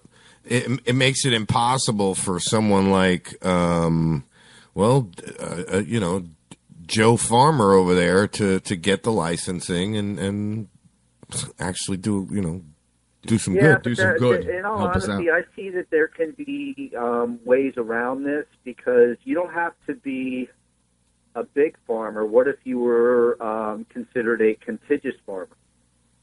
So that's another way to look at it as well. So they can write it up any way that they want, but in the meantime, you know, until it's fixed, we can think of other ways to where it doesn't block out the little guy. Well, now, but to me that raises questions, because you know as well as I do in Florida, Steve, depending on where your land is and depending on how it's zoned, it's either residential, commercial, or agricultural. You could have agricultural land, put up X amount of plants, and say you're a grower, all right? And the government or whoever it is say, oh, no, you're not. Why? Just because you blah, blah, blah. You have to abide by this stipulation, this stipulation, this stipulation. What if I say, you know what I mean? There's those areas that are always going to come up into question. And the only reason I question is because that would be a dream of mine, is to own some agricultural property here in Florida, 10, 20 acres, grow some hemp, grow some vegetables, grow some cannabis, have a co-op, sell the stuff on the side of the road, and peace, love, happiness. But ain't no way, you know as well as I do, that is going to happen. It will not be allowed. Why, though? Well, but, that's another thing, too, because we were discussing that on Saturday. The whole Department of Agriculture also has the Department of Business and Professional Regulation and a whole bunch of other things. But if anybody's going to handle it, it should be in the Department of Agriculture, even though Adam Putnam, I believe his name is, doesn't want it. There's other ways to get it to where it needs to be, because that's the whole thing. When you have somebody that doesn't have a clue as to what it is that they're regulating, or it's just thrown upon them, then, the end results really aren't too good. And basically what you're saying is like having the FCC regulate heads of lettuce. Right. Yeah. They have no freaking clue unless it's going to transmit a radio station across it. You know what I mean? They don't know what the hell they're doing. Yeah. So, no, and that's, I guess that's another one of those questions that can be, brought up. Which agency is going to handle it? Which agency should handle it? And that, that's a good discussion. That brings up a lot in my mind to talk about more of. I'll tell you that. And if, let's say, the USDA, the Department of Agriculture, people who take care of plants and regulate all of that, for those laymen out there that are going to USDA, What in the hell that? Anyway, and I know I'm talking about Brooksville Bob sitting out in the lobby right now, scratching his head. I already had my shots. Yeah, he's like, I already got my vaccinations, boy. Anyway, I mean, who's going to regulate it, and why, and what about them gives them the knowledge? Because of the nature of the plant, I would say, like you said, the USDA. Because I mean, well. How do you feel about that? I don't know. I mean, let's say they said, well, no, we don't want the USDA to do it. We want the medical association to handle this. Well, yeah, you can't have the fox watching over the hen house. That's for certain. We know that's with the FDA. Well put. So with that, I'd say the USDA doesn't do their job. The inspections don't, it's just a label slapped on, and they maybe drive by, if that, by these factories. So they can't do it. Again, it's all about the departments and the undermanning of it. So you'd have to create, through knowledge-based people who would... who know their stuff. So basically, accredited people, and then have other people working the field or however, as far as working on doling out national grants and stuff like that. See, what I'd be afraid of is the pharmaceutical companies, looking over the farms, or someone like Monsanto coming in and just taking over, and putting their own regulations on who can cultivate, who can harvest, Because we've talked about that too, Steve. I just recently found out who Monsanto is, and it terrified me, especially with what we're trying to do. Well, they're in and out between Monsanto's and FDA or EPA or wherever within the government. Is absolutely frightening. No, it is. Yeah, it's scary. I mean, who is it? Clarence Thomas used to be a Monsanto's lawyer before he became Supreme Court. Nice. Yeah. You gotta love it when they have Monsanto cases go through his courtroom. He's probably like, not guilty, Monsanto. You're out of here. You're gone. Thank you very much. Thank you for coming. Thank you. Come again. Nice seeing you. Yeah, nice seeing you nice guys seeing again. You again. Yeah, exactly. Just leave me the envelope on the way out. Just leave the brown paper that's bag what next I'm to my afraid desk. of. Right, that's what I'm afraid of and I'll fight against that. I find out somebody's money mongering and not a true caregiver. Yeah, I'll put a personal attack against them where across the radio waves and just personally attack them and I with every bit of information and tool that I have. And I use tool lightly. It's the information that I gain from people is what it is. And that's what we're talking about today, is educating yourself. So. Well, yeah, that's the whole thing with it. It's also about there's going to be the need for testing. Yes. So there's going to be that industry alone. I'm in. So for the scientists and laboratories to be testing. Are only going to benefit by putting research and development as far as different ways to guinea pig. Not only utilize this but other plants as well. I'll be a guinea pig, Steve. Yeah. And get paid for it? I don't care if I get paid for it. I don't want them doing things on me that's going to make me grow a third arm. Test away. Yeah, but if it grows a third arm, that other arm could benefit somebody else. I'm actually looking, not just the rally in Tally, but it seems like there's going to be rallies in the nearest states to us, Georgia, Alabama, Louisiana, for the same exact thing that Florida is rallying for on the same date. Are they going through the same process as we are over here? Have you looked into that? I mean, really, I know. Yeah. Michelle actually brought that to our attention. Yeah, mm-hmm. Yeah. I thought that was very interesting. I thought that was very interesting as well. Yeah, within the next within a day or so, I think Alabama and Georgia are the 9th or something like that. Yes. But, they all coordinated and get as many people as we can there. No, yeah. Don't mind me. I just got a message from Joe Exotic. He's looking for the chat page and everything. So I'm sending it to him now. Sorry. Okay. Yeah, we've been working a lot with Joe Exotic, country singer, and what he's been going through out there, and the animal rights groups and USZA and what happened? No, I thought I heard echo. Oh, you made this face like, I'm spread so thin right now, Steve. It's amazing. Running up to Tallahassee, and then I have a wonderful wedding I'm going to be part of here very soon. Performing my first wedding ceremony as an ordained minister, which is just overwhelming. With everything that's going on, and I'll tell you what, brother, we met when Michelle and I were pretty much at the top of the hill, getting ready to stumble down to the bottom, and we hit bottom, and we're on this plateau right now, brother. And I could see the top. I could see it. I definitely see it. It's an eyes view. Huh? It's in your eyes view. It's in my eyes view. Yeah, definitely. I could see the direction. If you remember, my direction was unclear with the radio station, and it's been people like.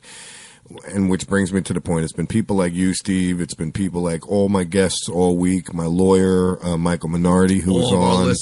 All of our listeners. You. It's been, yes.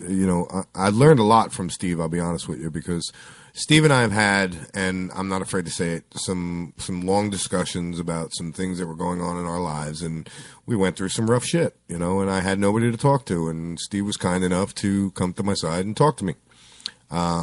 And he's educated me a lot. So that's why I am where I am at. And it's people like you and everybody else that stood by me, behind me, pushed me forward, and said, don't give up. So, which you're one of those ones that said, Lou, don't give up.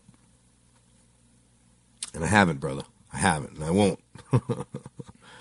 We're still pushing over here. Yeah, absolutely. Absolutely. We're also trying to get a word across. That's why we're going up to the rally and tally. We want to show our support and show everybody that we're not just talk shit. We're really here. We're in it. We're fighting it. I am fighting every day for this cause to save my wife's life. I watch her daily die, and I will just put it that way. Every time she has to take those pills, I watch a piece of her die. So that's why I'm in it. This is personal to me, and I would assume to a lot of people. Oh yeah, I mean, I say it's for the kids, but it's for everybody. I love Michelle. I would love to see her, feel better. Absolutely. Steve, you still with me? Yep, I'm here. You're researching. I can tell you are. No, not at all. Oh, I thought I heard your fingers typing away researching. I was earlier, maybe, perhaps. Yeah. No, I'm focused on what the conversation is. Yeah, so what else you got going, buddy? Just helping patients out any way possible. That's a big thing I want to talk about. Let's not mistake one thing about you. Not only are you an activist, you are a caregiver. To the best of your ability here in Florida. I was going to ask that. I was going to say, what is his day job? Yeah, that's a good question. Right. I do real estate. Oh, okay. So, right, which is, a tough business here in Florida right now. Definitely. Morning, Joe. Joe is in the chat room. Welcome to the show, buddy. Morning, welcome Joe. to the show. Yeah, we got about 20, 30-something minutes to go before we have our next guest on. We have Steve Janowitz on the line with us right now talking SB 38, right, Steve? 528. 528. Why am I screwing this up? I don't know, Steve. I can't get it right, buddy. And that's for the medical usage of marijuana in Florida State. Yep. Right, and then if anybody searches it online, that's another thing. Make sure you put SB 528 2015. 2015, yes. Legislation, not the same bill. Because it's an updated version of the bill, correct? From last year? No. No, this is a new bill. Every year they start out new bills, different issue, but it can have the same number as the previous bills last year. I understand. Let me ask you something about that. Let's say, now, basically in layman's terms, how I would put it, bro. Let's say this doesn't go through. Can we, copy, paste it, rewrite a few things in there, and say, okay, here's a new one? You would have to wait until 2016 for that to even be looked at. For that to be possible at that point. Yeah. Oh. Ouch. That's That's a big problem, isn't it, Steve? That is a huge problem. Right. Well, another thing, too, is the fact that it usually takes most bills 2-3+ years to get through the legislation. Yeah. Fuck. So that's what happened with Charlotte's Web, which we saw move fast last year. And you can, go online and see how that progressed. I just got involved in all of this back when that just started going through.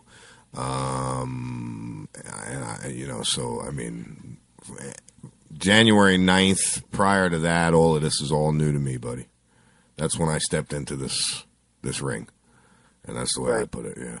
So, but now, Charlotte's Web, SB 528, yeah, thank you.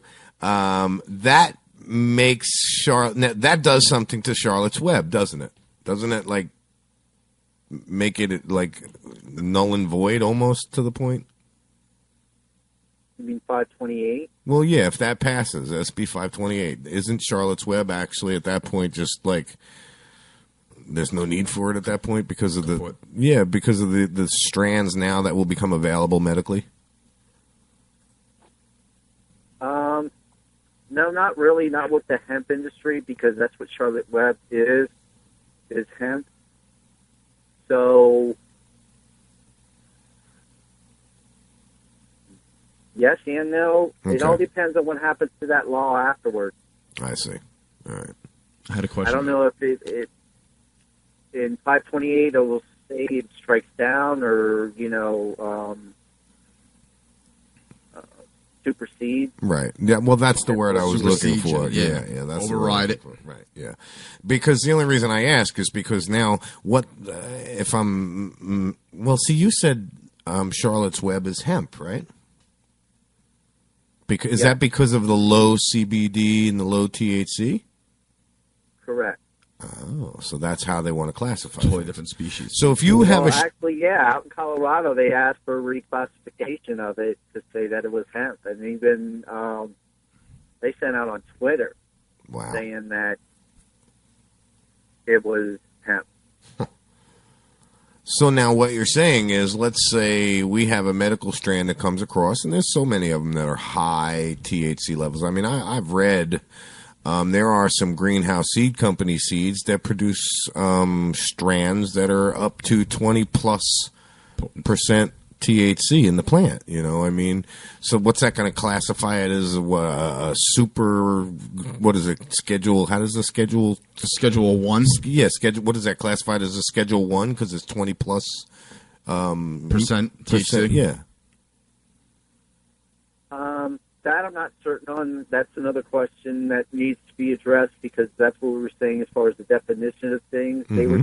They keep talking about, or one word keeps popping up, medical grade.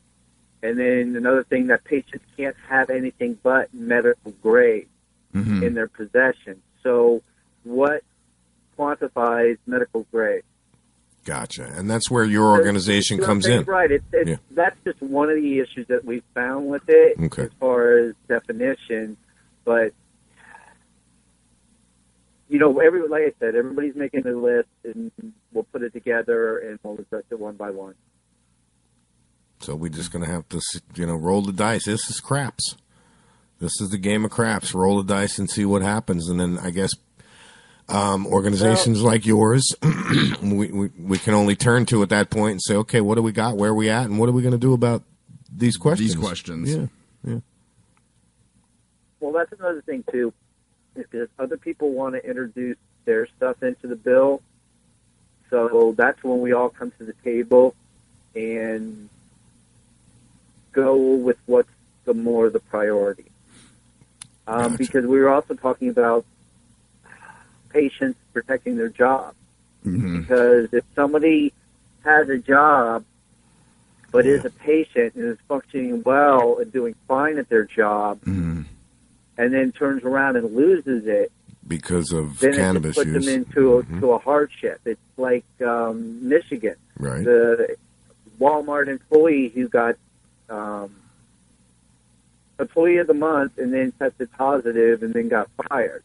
Wow. Wow. And he was a patient. So, and then my thing was, but they have no law to protect them. Not condoning what the company did, but they were within their right. So we would have to go to OSHA for that, wouldn't we?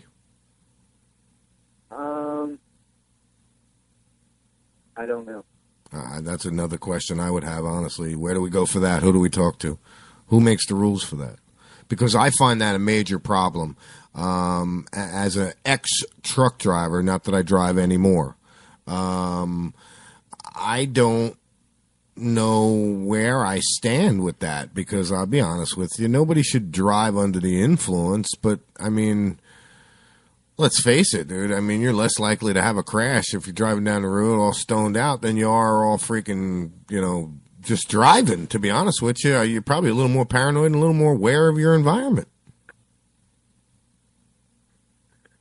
So as a driver, I mean, the DOT, obviously, hell, they could pull you over and say, here, piss in a cup. You fail a drug test, they'll take you to jail right there. Whether it's prescription medication or not. Doesn't matter what it is. Doesn't matter. Yeah, they take you to jail first, ask questions later. Oh, yeah. And then while you're sitting there, go over what... Then they sort it out. Yeah, right. Go over what you got. Right.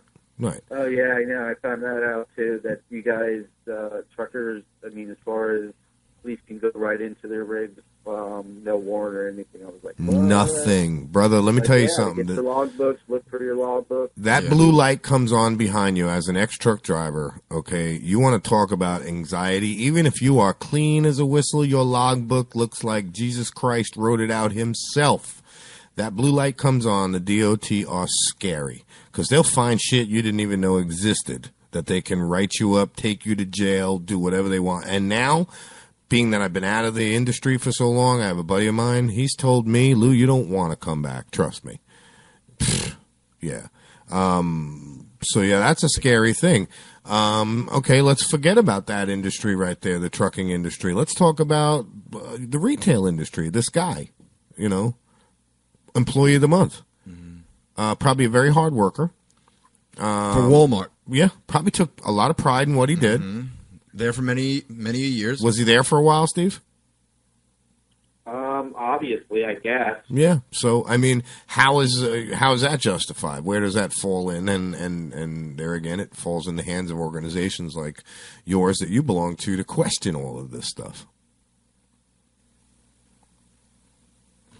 What do you think? Are you thinking like certain jobs? It's well, him and I have talked about this before. I got it in my mind. I just can't word it correctly. Certain jobs require your utmost attention. Different regulatory. Look at it this way: I wouldn't want a doctor drunk operating on me. Well, yeah. That's basically what I. Another thing too is doctors don't get DUI tests before they go in for surgery either. No. Another thing too is roadside sobriety tests are pretty much null and void. They're an absolute joke. They're subjective. As well as, like, Washington now has the whole 5 nanoliters. Nanoliters doesn't prove impairment. Just because, however it is I choose to digest, intake my medication, doesn't mean I'm getting stoned off it. Gotcha, yeah. It just means it's taking away the pain or whatever the ailment may be. So there may not be a euphoric effect. Here's an example. Somebody who has been diagnosed with a mild case of COPD and was around people that were doing that. So said, hey, let me try that. Tried it. Said, on the drive home, it was just, I could breathe better. I was like, any side effects? I was happy and calm. That was it. Nice. But yet, the law classifies her driving under the influence, right? Which, well, but then there would be no reason for, even if there was reason to pull somebody over, it doesn't prove that they're impaired. Just because you swerve, maybe the tires are out of balance. or the front end is out of the line. You could have leaned over, not to be crude, and it's just my style, it's my way. You could have leaned over to rip a fart and hit the steering wheel with your knee, for God's sake. Who knows? You know what I'm saying? It could have been a million things that you swerved about. You will get pulled over. Hey, look, last night I got pulled over. Got pulled over last night, doing nothing wrong. Pulled out of one street, went on to another, drove by a cop who was sitting dark and dormant on the side of the road in the woods. Pulled me over for a tag light. No tag light. Well, that the license plate. Yeah. The license plate light. I handed him the accident report, said, just got rear-ended, sir. Here you go, 3 days ago. Don't have my license on me. Ripped him off my, name, address, date of birth, license number, all of that stuff. He came back. He was nice. But if he would have wrote me a ticket for that, I would have ripped up one side of this dude and down the other. Are you serious, bro? You going to write me because you didn't find anything else? But don't even get me started. Don't even get me started. But, I mean, they could pull you over for anything and pretty much do what they want. If he wanted to, he could have done a field sobriety test. I would have failed. You know why? Because I can't do it. My body won't even let me do some of the shit they have you do. Now, especially, just got into a car accident. Guess what happens if you refuse it? You automatically go to jail anyway. Wait, how's that work? Right. Let's say my friend, he was drunk at a bar. He didn't want to drive. Wintertime, below 30 degrees, and he needed to sleep in his car. Car heater on, cop rolled up, your car's in ignition, even though you're in the passenger seat. Keys are in the ignition, your car is running. Car is running, keeping the heat on so you don't freeze to death in the middle of the night. This was like 2 o'clock, 3 o'clock in the morning. DWI. Wow. But, because keys are in the ignition. The car was running. The car was running. Unbelievable. Steve, I want to thank you for coming on the show today, for doing everything you do, taking the time out yesterday to help us out, today to come on the show and speak about what you do. You do know anytime new developments come up, please, hit me up in chat. Let me know you got something to say, brother. We'll get you right on the air. We'll stop what we're doing. Doesn't matter what it is. We're on 24/7 now. Sweet. Yeah. It's a rough gig to keep going because, there's only so many hours in the day and so many hours you get to sleep. So there's only so many of us. Yeah, there's only 2 of us doing it, but we keep on keeping on. I look forward to and hopefully can see you at the rally and tally. And if I can help in any way to make it possible, don't hesitate to let me know what the deal is. I gotta move along. We gotta get some commercials up. I gotta get ready for our next caller. Dana. Yep, Dana's going to be calling in about the National Patients Wall. Yes. Which Tennessee. I owe her an apology because, like I said, at first I thought it was just another wall that I could post my show on, and she just kindly explained to me what it was, and I went, "It's not that type of wall." Oops. I felt like such an idiot, Steve. I swear to you, I was so embarrassed. That's a nice introduction. Yeah, when the light bulb came on. Introduction. Yeah. When the light bulb came on and I realized what the National Patients Wall was, here I am posting talk shit, my rants, this, that. She's like, psst, psst, hey, Lou. Look, I don't mind. I don't usually, but it's not that kind of wall. And that's when the bulb came on. Yeah, it was bad though. Michelle's like, Lou, you can't. What are you doing? I was like, oopsie. So, and yeah, anyway, moving on. In other news.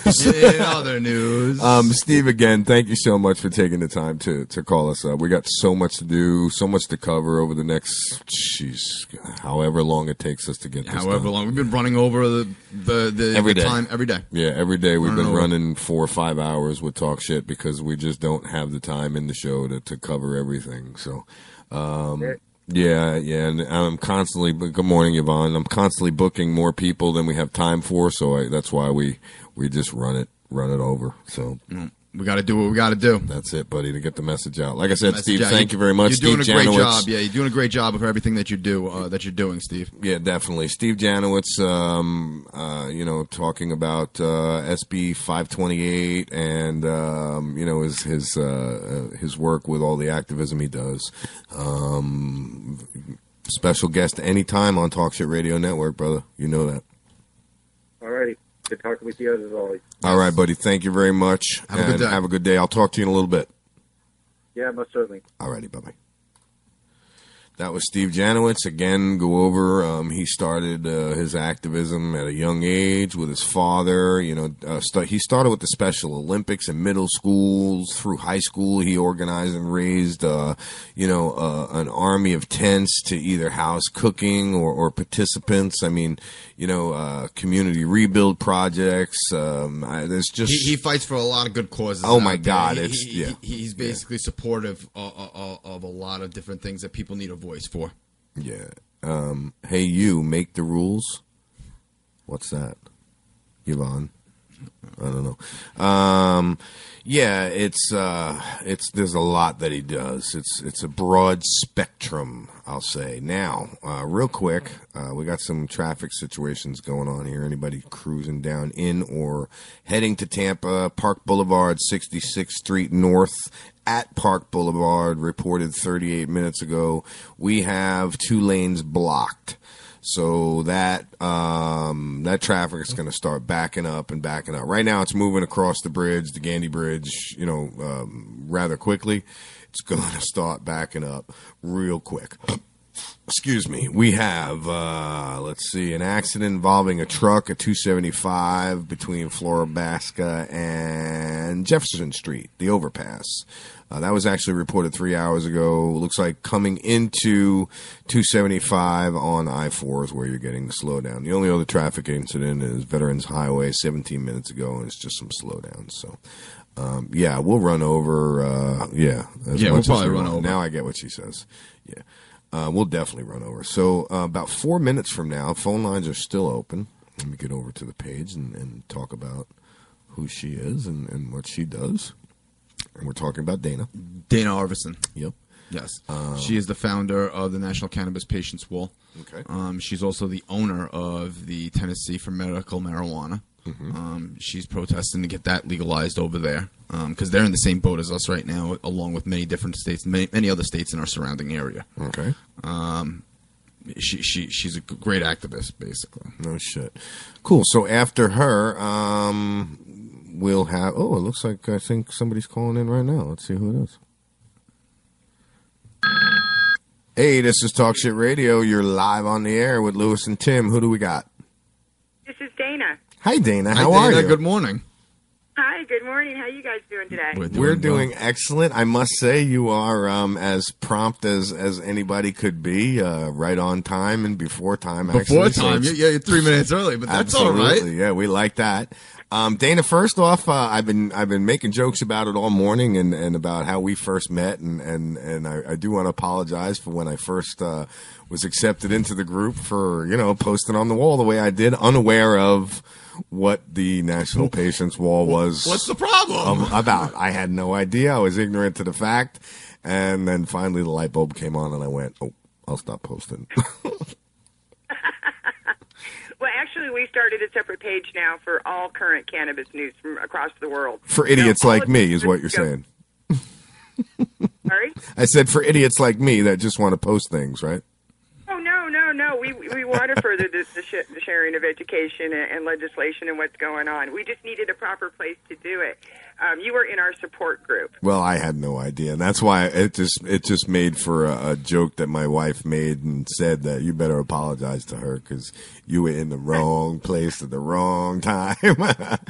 But yeah, no. So moving on. Listen, I really first of all, I want to tell you how much I appreciate you taking the time to come on and speak to us with everything that's going on. Rally and Tally coming up in just 4 days. We're going to be up there in Tallahassee talking about all of this, raising awareness.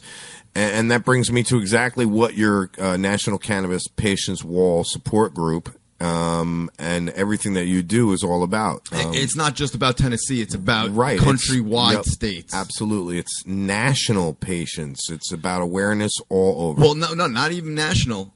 Worldwide. Oh, okay. It started out as a Tennessee project to support a bill here that we had in Tennessee that sadly was shot down. And I was trying to I didn't think it was getting enough attention, and I was trying to figure out a way to really get the word out about the plight of patients here in Tennessee. And I started thinking of my father-in-law, who was the reason I became an activist, and he was a vet. Mm-hmm. that got me thinking about the wall, the Vietnam Wall, and I thought, well, cannabis wall against prohibition. So that's what started it. And I got many people that wanted to join from other states, and I kept saying, no, it's a Tennessee project. It's Tennessee. And I got to thinking about it, and I was like, they're no less deserving than we are. They're in the same boat. So I knew I couldn't do it alone, because it's a huge organizational nightmare. Yeah. I asked a friend, Jennifer Atkinson, if she would help me take it national, and she said yes. So then the National Cannabis Patients Wall was born. And while we're doing that, other countries started to chime in, and they wanted to be part of the wall. And we're like, why not? So now I think we're in 30 countries. That's unbelievable right there, I got to tell you. It's awesome. It's completely awesome, because it's probably grown way past your expectations as fast as it has, huh? Oh, yeah, exactly. It is. I'm astounded every day. We have 16,000, almost 400 members on the wall in 10 months. Wow. We have a mutual friend who's registered on the wall. Her name is September Pierce. And yes, and the best way I can explain September is she's just as her aura is as bright as the sun. Everything about her, she's a miracle. She really is a living, walking miracle. We're going to be doing a show with her here soon. Oh, excellent. She's a sweetheart. Yeah, she's very pleased that she's one of our members. Yeah. Very, very happy about that. The National Patients Wall, where you were at, was our support group, and there people can go 24/7 just to talk, to ask advice, to get a shoulder to lean on, celebrate their cancer-free, to share a bad diagnosis and maybe get some help and some referrals in that area. Right, I see. And we've recently started our page, which I just told you about, which is all cannabis news, current, worldwide. We also have a study group we recently started where we're cataloging strictly scientific studies only by disease. So that if somebody has a diagnosis, they can go there, they can look up their disease, they can look up the studies, they can print off the study, show it to their family members, take it to their doctor, and have discussion. We also have the bill registry group where we're asking anybody that has any information on their state legislation supposed to. So it's a one-stop shop for everybody around the country to find out what is going on in their state. Yep. That's awesome. Now, I understand what you're going through in Tennessee is very similar to here in Florida. Yes, it is. And amazingly, I got a video, which I haven't posted yet, sent to me yesterday, as a matter of fact, from one of our members in New Zealand. And I watched his video, and it really struck a chord in me because his experiences were so much mirrored to mine. And the laws in his country and what he is going through as a patient in New Zealand is exactly what we're going through here in Tennessee. Isn't that a shame? It is a shame, and it is a global problem, which is why we went international. Yeah. Every patient everywhere is deserving of safe access. Well, that's what we were talking with Steve about is a patient's rights. A patient's rights. And Steve Janowitz, our guest that we just had on before you, how, if this doesn't happen now, so many people, unfortunately, whose name are on that wall will no longer be with us. Sadly, we had to add that. Our virtual wall on our website, current patients are listed in black. Pediatric patients, 18 and younger, are listed in blue. Patients that have deceased are listed in red.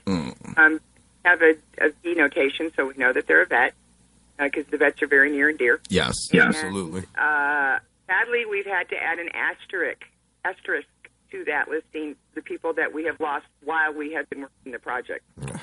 Yeah, and you hate to hear that, always. Yeah, because sadly, we lost our director of research 3 weeks ago. Oh, I'm sorry to hear that. Yes. Yeah, my condolences for that. Absolutely.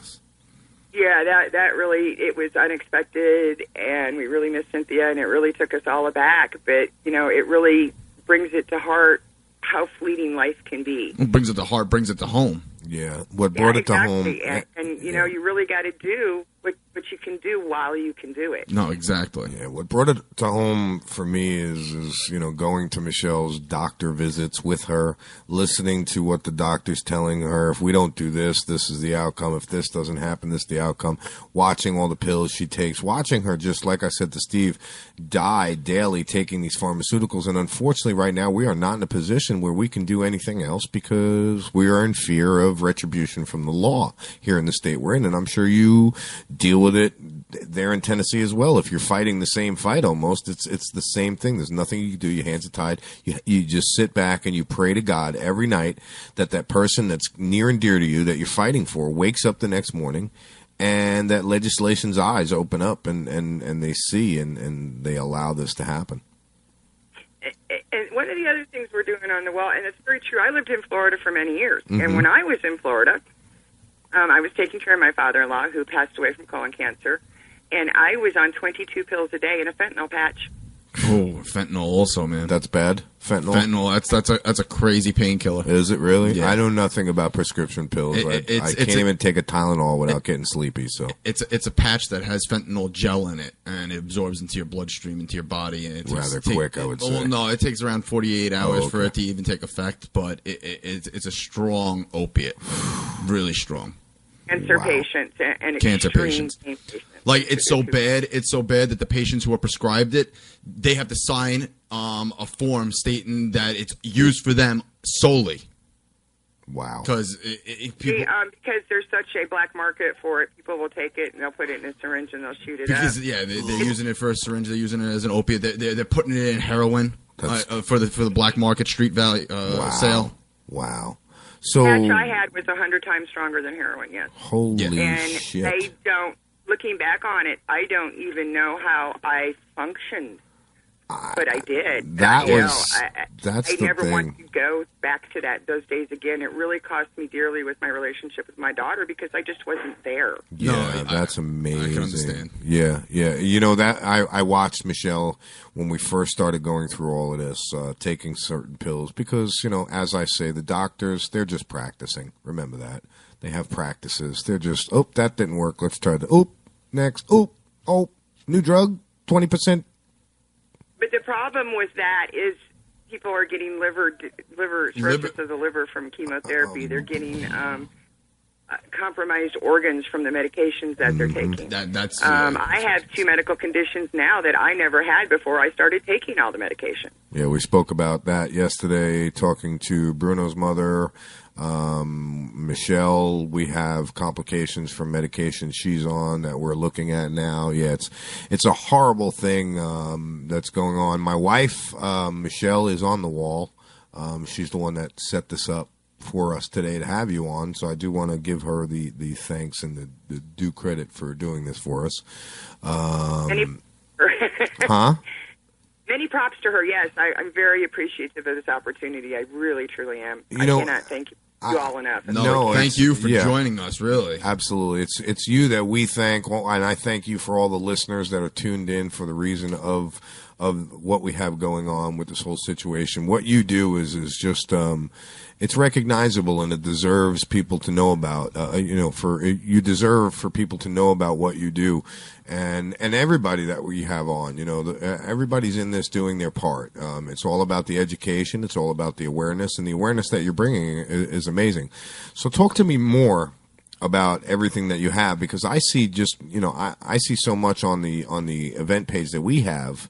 It's not just the wall that you're doing, Mothers for Cannabis in Tennessee, Tennessee Medical Marijuana, MMJ for Tennesseans, and the National Patients Wall. DC, the International Women's Cannabis Coalition. Yeah. Yeah, I'm real busy. Yeah, I'd say you got your hands full. Most of my time is on. It really does take a huge amount of time to organize, and I try to interact as much with our patients as possible. We want it to be a very welcoming place. We want people to go, I can go to the wall. I know I can find somebody there to talk to. I know I can find somebody there to help me. I know I can find resources that I need. Right. One of the big things that we're doing, when a patient registers, we have a little registration thing, and when they fill that out, we are capturing all kinds of data. Illness hotspots around the country. Here in Tennessee, we have a particular area Nice. that is extremely prevalent for a rare type of cancer. So we're identifying places like that around the nation, areas of particular economic need, basic illness stat, how many people have this illness, how many people have that illness, what strains they're using. Well, with that, targeting each illness in specific areas of the country, we could target where their diseases are coming from later in the future to find out what is actually sparking the origin of their cancer, whatever the case may be, whatever disease they might have. Exactly, and that's one of the reasons we put that in our registration. Wow. We're also getting what strains they're using, dosing information. I hear from our legislators here, well, we don't know how to prescribe it. We don't know how to dose it. Mm-hmm. You know, I just want to say, well, contact any doctor that's been prescribing it for the past, year or 2 years. Right. And they'll be able to. We're also gathering information on the doctor-patient relationship. We're adding societies and foundation contacts. And we started a new Unity, just this week, a new Unity program, where we're inviting anybody that has a group that is pro-cannabis. Please contact us. We have a list that we started on our website. What's that group's name? In their state. What is that group's name? Go ahead and get that out there. Right, their contact information, who their legislators are, and all of this information is updated with each new patient, and it is all automatically put into charts and graphs that are easily understandable. You can print them out, and you can take them to your doctor. You can take them to your legislator. Oh, wow. Very nice. Oh, hey, these are the stats. You say we don't have studies? Look, we have tons of studies, but the U.S. doesn't recognize them because they're not U.S.-originated studies. This is our answer to that. You want studies? These are real people from all over our nation with hundreds of different diseases, and they're telling you right here what works for them and what they need. And this is data that's already proven that we know, is effective. Is effective, right? So now it's just a matter of showing them the actual data, the hot spots, the who, the what, and the where from the journalist standpoint of view. Exactly, and that's what we're attempting to do. And everything is online. Everything is accessible to everyone, because the more people that have access, the more people can share it, the more people are educated, and the sooner we get this done. Yeah, absolutely. It goes for a lot of scenarios. Education is the key. Without it, that's why I don't speak about a lot of things until I know what I'm talking about. And I have people like you, Dana, and people like Steve Janowitz who we had on, my lawyer, and so on. The list is long, to thank for the knowledge. The group that's political, absolutely, citizen-wise, nationwide. We're speaking to you outside of our state, and I'm not talking about just the people needing that knowledge, like you said, and what this data is proved to be invaluable is to inform those who write these bills and write these laws and make it happen for us. So that is really unbelievable and really cool information. I found out last year during legislative session that our representatives are woefully uneducated. I can tell you we knocked on doors. They got study after study. They got phone calls. And when it came down to testifying, the questions that they asked, it was obvious they hadn't read any of the information they were given. Mm-hmm. So you can give them the tools, but you cannot make them use them, sadly. They tossed it in the to-do pile. Right, yeah. I was just going to say. They didn't want to look at it. One of the legislators actually spouted some facts from 1988, and it was all I could do to stay in my seat. Good old Reaganomic days. And one of them said, well, didn't we give you Marinol? We gave you Marinol. Yeah, my dog gives me dog shit daily. It don't mean I'm going to eat it. I'm sorry to put it that way, Dana. I really am. But Marinol, from what I've learned over the last week, is useless. It's not very efficacious for most patients. It's a synthetic. It's never going to work as well as the natural whole herb. Correct, yeah. Never in a million years. Key word, what you just said, synthetic. It's not the real deal. Right. So so the Tennessee legislator said, yeah, we gave you Marinol. Well, the thing is, we have over 6.5 million people in Tennessee.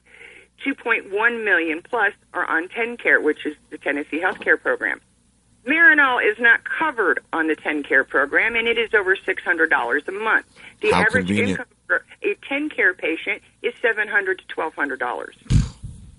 It's about $1,200. Didn't we just find out it's about $1,200 a month for Marinol down here? I believe. Yeah, we just found out with Hayden Falk the other day. Yeah, on Wednesday. It's if he was to use Marinol, it would cost him over $1,200 a month here in Florida for a synthetic. And it's probably out of pocket. Yeah, it definitely is out of pocket because I don't think that would be classified as an insurance, medical benefit. And that's one of the things I think that, this whole subject is so multifaceted, and that is one of the things that I think we need to work on as well. If you are a medical patient in a medical state and it is a prescription, it should be covered by insurance. Oh, definitely. Definitely. You know how many people who would actually be able to afford their medication in different states instead of paying out of pocket? Because of the taxes also. The taxes are high in every single state that has legalized medical marijuana. It was interesting. We had a hemp bill in last year and the medical bill, which they shot down. They voted in the hemp, which was taxed at 7%. Mm-hmm. We have no hemp processing here in Tennessee, not one factory. So I just don't think that was a great idea. And it also excluded us from doing outdoor medical grow for the patients here. So it's caused a lot of problems. The thing I find interesting is that if you added up all the tax to the grower, the distributor, and to the patient, which they were taxing at 9.75%, the total tax rate for medical cannabis proposed last year was 39%. Wow. Just proposed. That's just a proposed percentage. Right. Wow. Right. Where do you guys stand over there in Tennessee about legalizing medical marijuana? Well, right now we've got a few things going on. Yeah. I've heard that NORML is doing a referendum on cannabis prosecution for Davidson County. The thing I find interesting, and this is something we want to get in group too, that I was not aware of myself until this last year. Mm-hmm. In Tennessee, we no longer have a statewide citizen initiative, but we have county and municipality initiative. So we have a great, this here, Steve, and he is working on that here in Tennessee. Mm-hmm. He's also with Nashville Now. Of course, he's a wall member. Okay. And, of course, I'm helping him out with that. It's a grassroots effort for county and city citizens initiative. So we're hitting them with that. There's rumors of a decrim bill getting put in. And Sherry Jones, who was the sponsor of our medical bill last year, is working on the language of the bill right now. Okay. And apparently Senator Kyle will be co-sponsoring that bill in the Senate. So he will be proposing that bill in the Senate?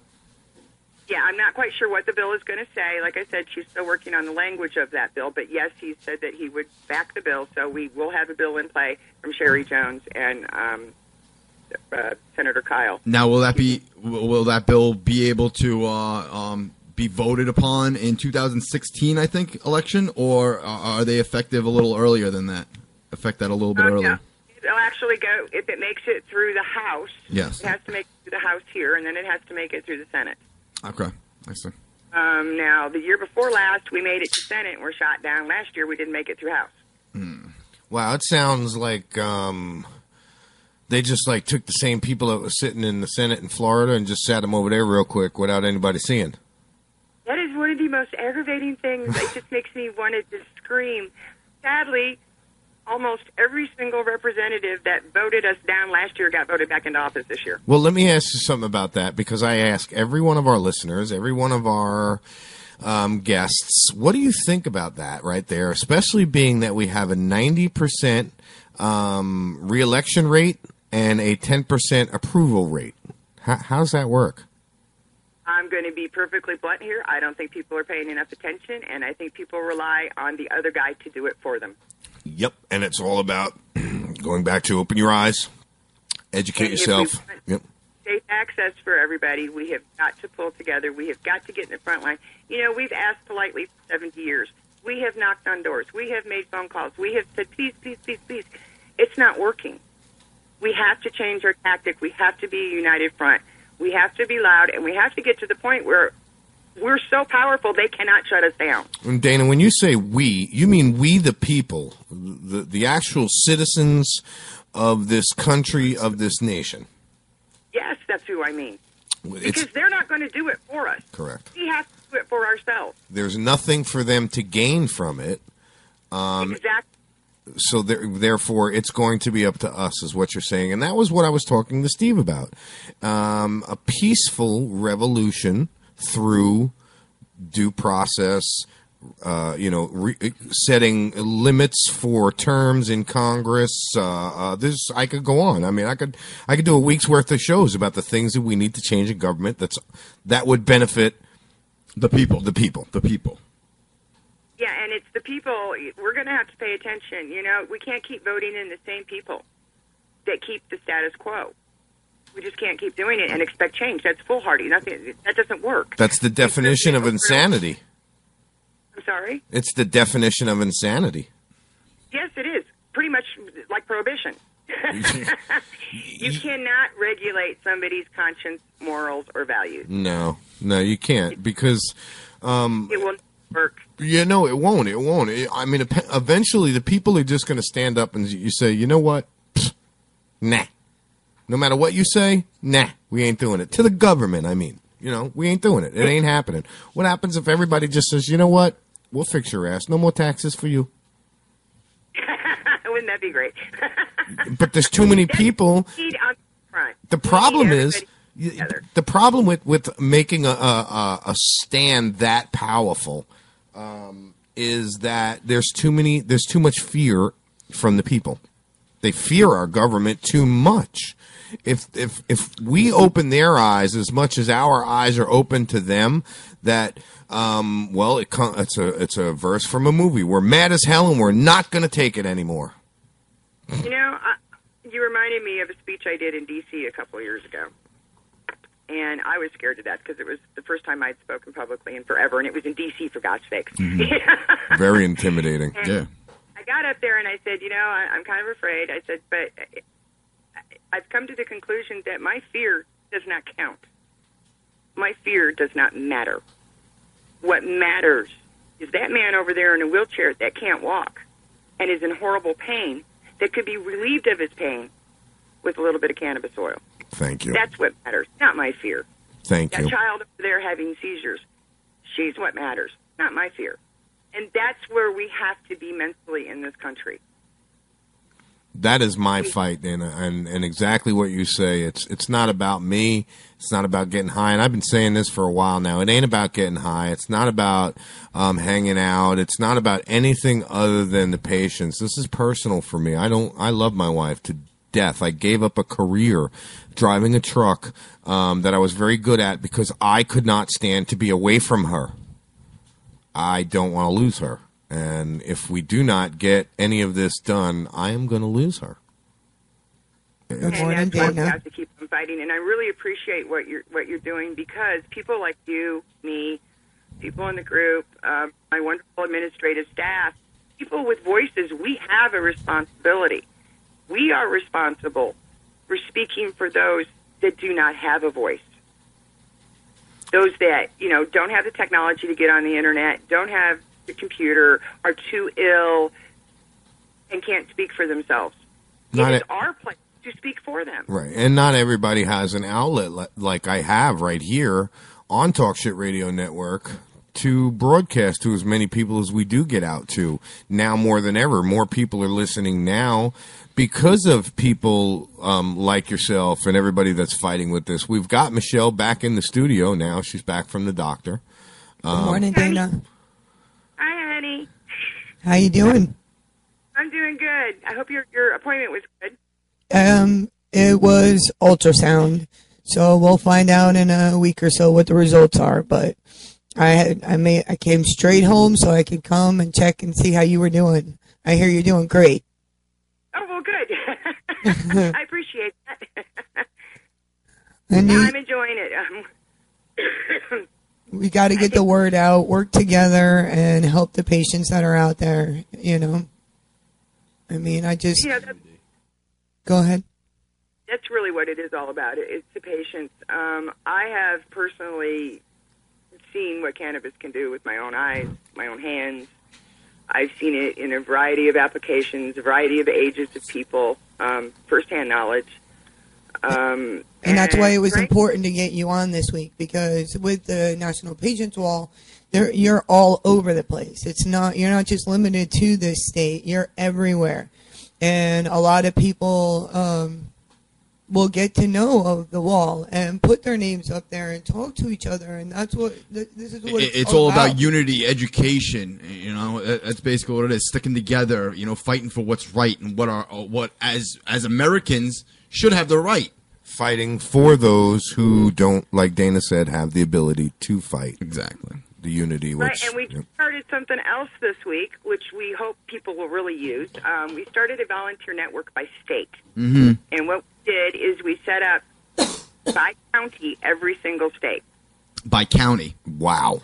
Not by state, by county. That's cool. So, you know, when you get to Texas, there's like 3 pages because there's 200 in some counties. Yeah. So you have to look for your county. Oh, I know all about Texas. It's 917 exits going across 1,026 miles. Oh, yeah, it's a big state. And they've got lots. They have the most counties of any state in the country. Yeah. But you can go there and you can click your county, and then you can see what other activists are also in your county. Now, whether you choose to contact them and work together, that's up to you. But the hope is that's what people will do. They'll go, oh, look, I got 7 other people in my county. Maybe we can get together and do something. Right, which is what we're talking about with the fear of the people. We need to alleviate that fear so everybody can come together. You know, if you arrest one of us, you have to arrest all of us. Well, I mean, not literally sense. Michelle just made this face like, yikes. You know what I'm saying? We're talking about working in numbers. Yes, 3 Musketeer mentality is really what it needs to be. You know, all for one, one for all. It's the only way this is going to work. I mean, we're going up against Goliath, basically. Yes. The government, you know, is like Goliath in a lot of people's eyes. I can't sit here and advocate for everybody and everybody go, yeah, what he said. And then when it comes down to it, you hear crickets when I'm looking for, the support. It's not going to work, Dana. You know, we need the unity. We need people like you to say what they mean and mean what they say, you know, excuse me. And act on it. Yeah, absolutely. You know, good morning, September. Oh, good morning, Yeah, September. and I will say that, and myself aside, your activists need your support. Yeah, absolutely. You know, if they ask you to share a post, please share the post. Absolutely. It takes like seconds of your time. I'm thinking about opening up one of my walls that I have, one of the pages that we have. We have Talk Shit. We have Talk Shit Radio Network, and we have Kennedy Studios. Now, I'm trying to take the radio show and everything we do with the radio show, obviously, over to Talk Shit Radio Network. What I'm thinking about doing is, if I could successfully do it, I'm going to open up the page Talk Shit to everyone, to post everyone and anything, to use that page in its entirety, to be able to talk shit. So, well, there you go. Yeah. So we're working on that. As long as everybody follows us over to the other page, which, you know, we're working on the posts and everything for that. And that goes for things like what you have too as well, Dana. I mean, you know, we have a lot of people that listen to us that might not know about, you know, your wall and things of that nature. There's a huge following out in the West Coast, thanks to September, thanks to, oh God, the list is so long. We've got Old Wise Man that's, you know, shared the page out there. There's just so many people. Everything's all right with him. Yeah, you know, I haven't heard from him in a while. I hope everything's all right with him. And we haven't touched on this yet. Another reason we're collecting patients' names is our goal is 25,000 patients, 8,000 photographs, and an actual portable wall, which will be put up in D.C. that will be over a mile long. Wow. Yeah, that's Excellent. great. Excellent. My wife just signaled me and said that she's on that. So everybody's that you have in the wall now, once you hit that goal, is when the virtual wall will go up? Right. We have 16. Not all of our members are patients. We have a lot of people that just support the work we're doing. Right now we have around 3,300 actual patients that have signed up. Like I said, the goal is 25,000. At that point, that will be 500 patients per state and a wall for each state. Dana, I think at the responsibility of the show and what we do here, I think it's time to take Talk Shit Radio on the road to help raise awareness town from town. Oh, that would be wonderful. Yeah, I've been thinking about it, tossing it around, trying to put the logistics of it together. It's going to take a lot, I'll tell you that, but I really want to do it. There's 2 causes that I fight for now. We're getting ready to have our next guest on, Joe Exotic. He was on CNN last night. He's a animal conservationist, animal preservationist, animal activist, so on and so forth. So I was thinking about, raising awareness for both causes, because I mean, it's all just a big thing. It's all about information.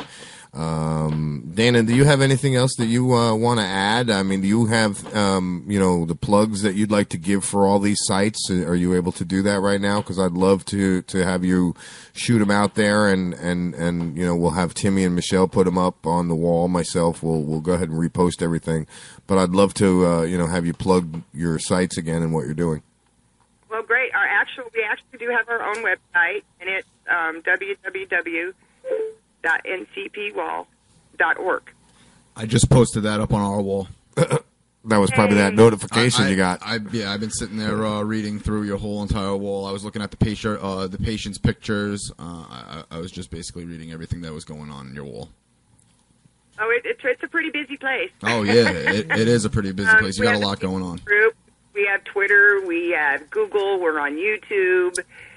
We're kind of just like everywhere. No, yeah.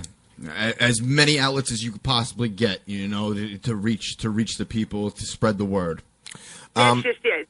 Dana? We're trying not to leave any stone unturned, because the more avenues we have, the more avenues we have of reaching people. Exactly. And sharing education and sharing the truth and working with our legislators and getting them to change the laws to give us safe access.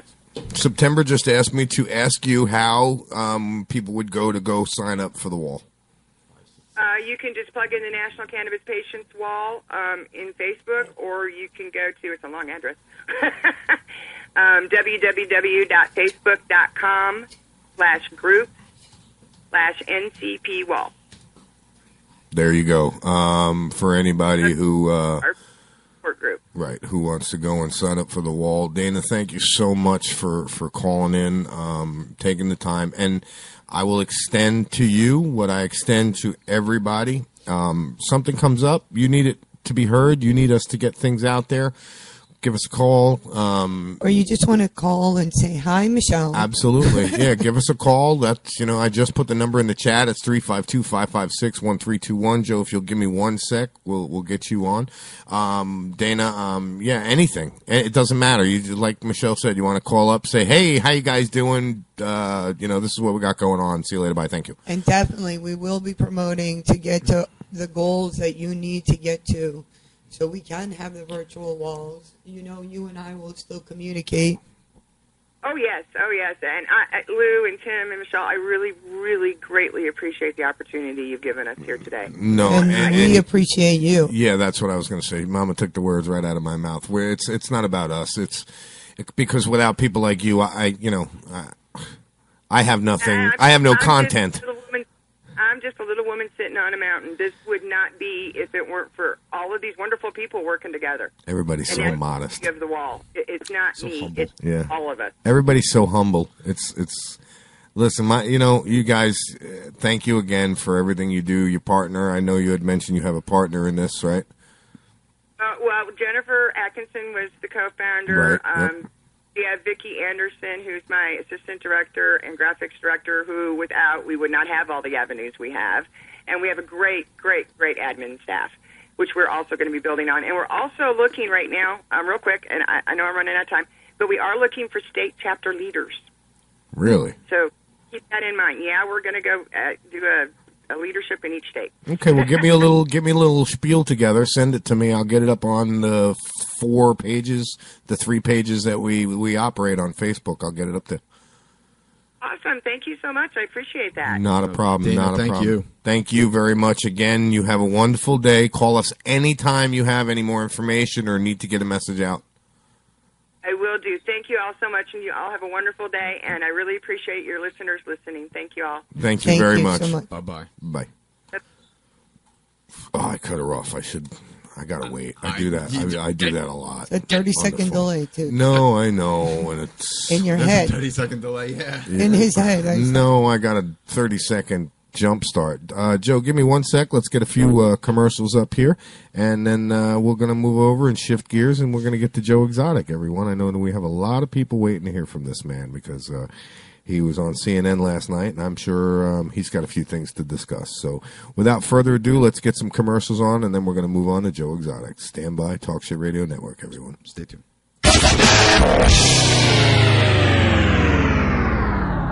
The United States Zoological Association and Team USZA Animal Miracle Network supports the owners of all species of pets. Our mission is to educate and help people of the world become better caretakers of the animals you have chosen to be a part of your family.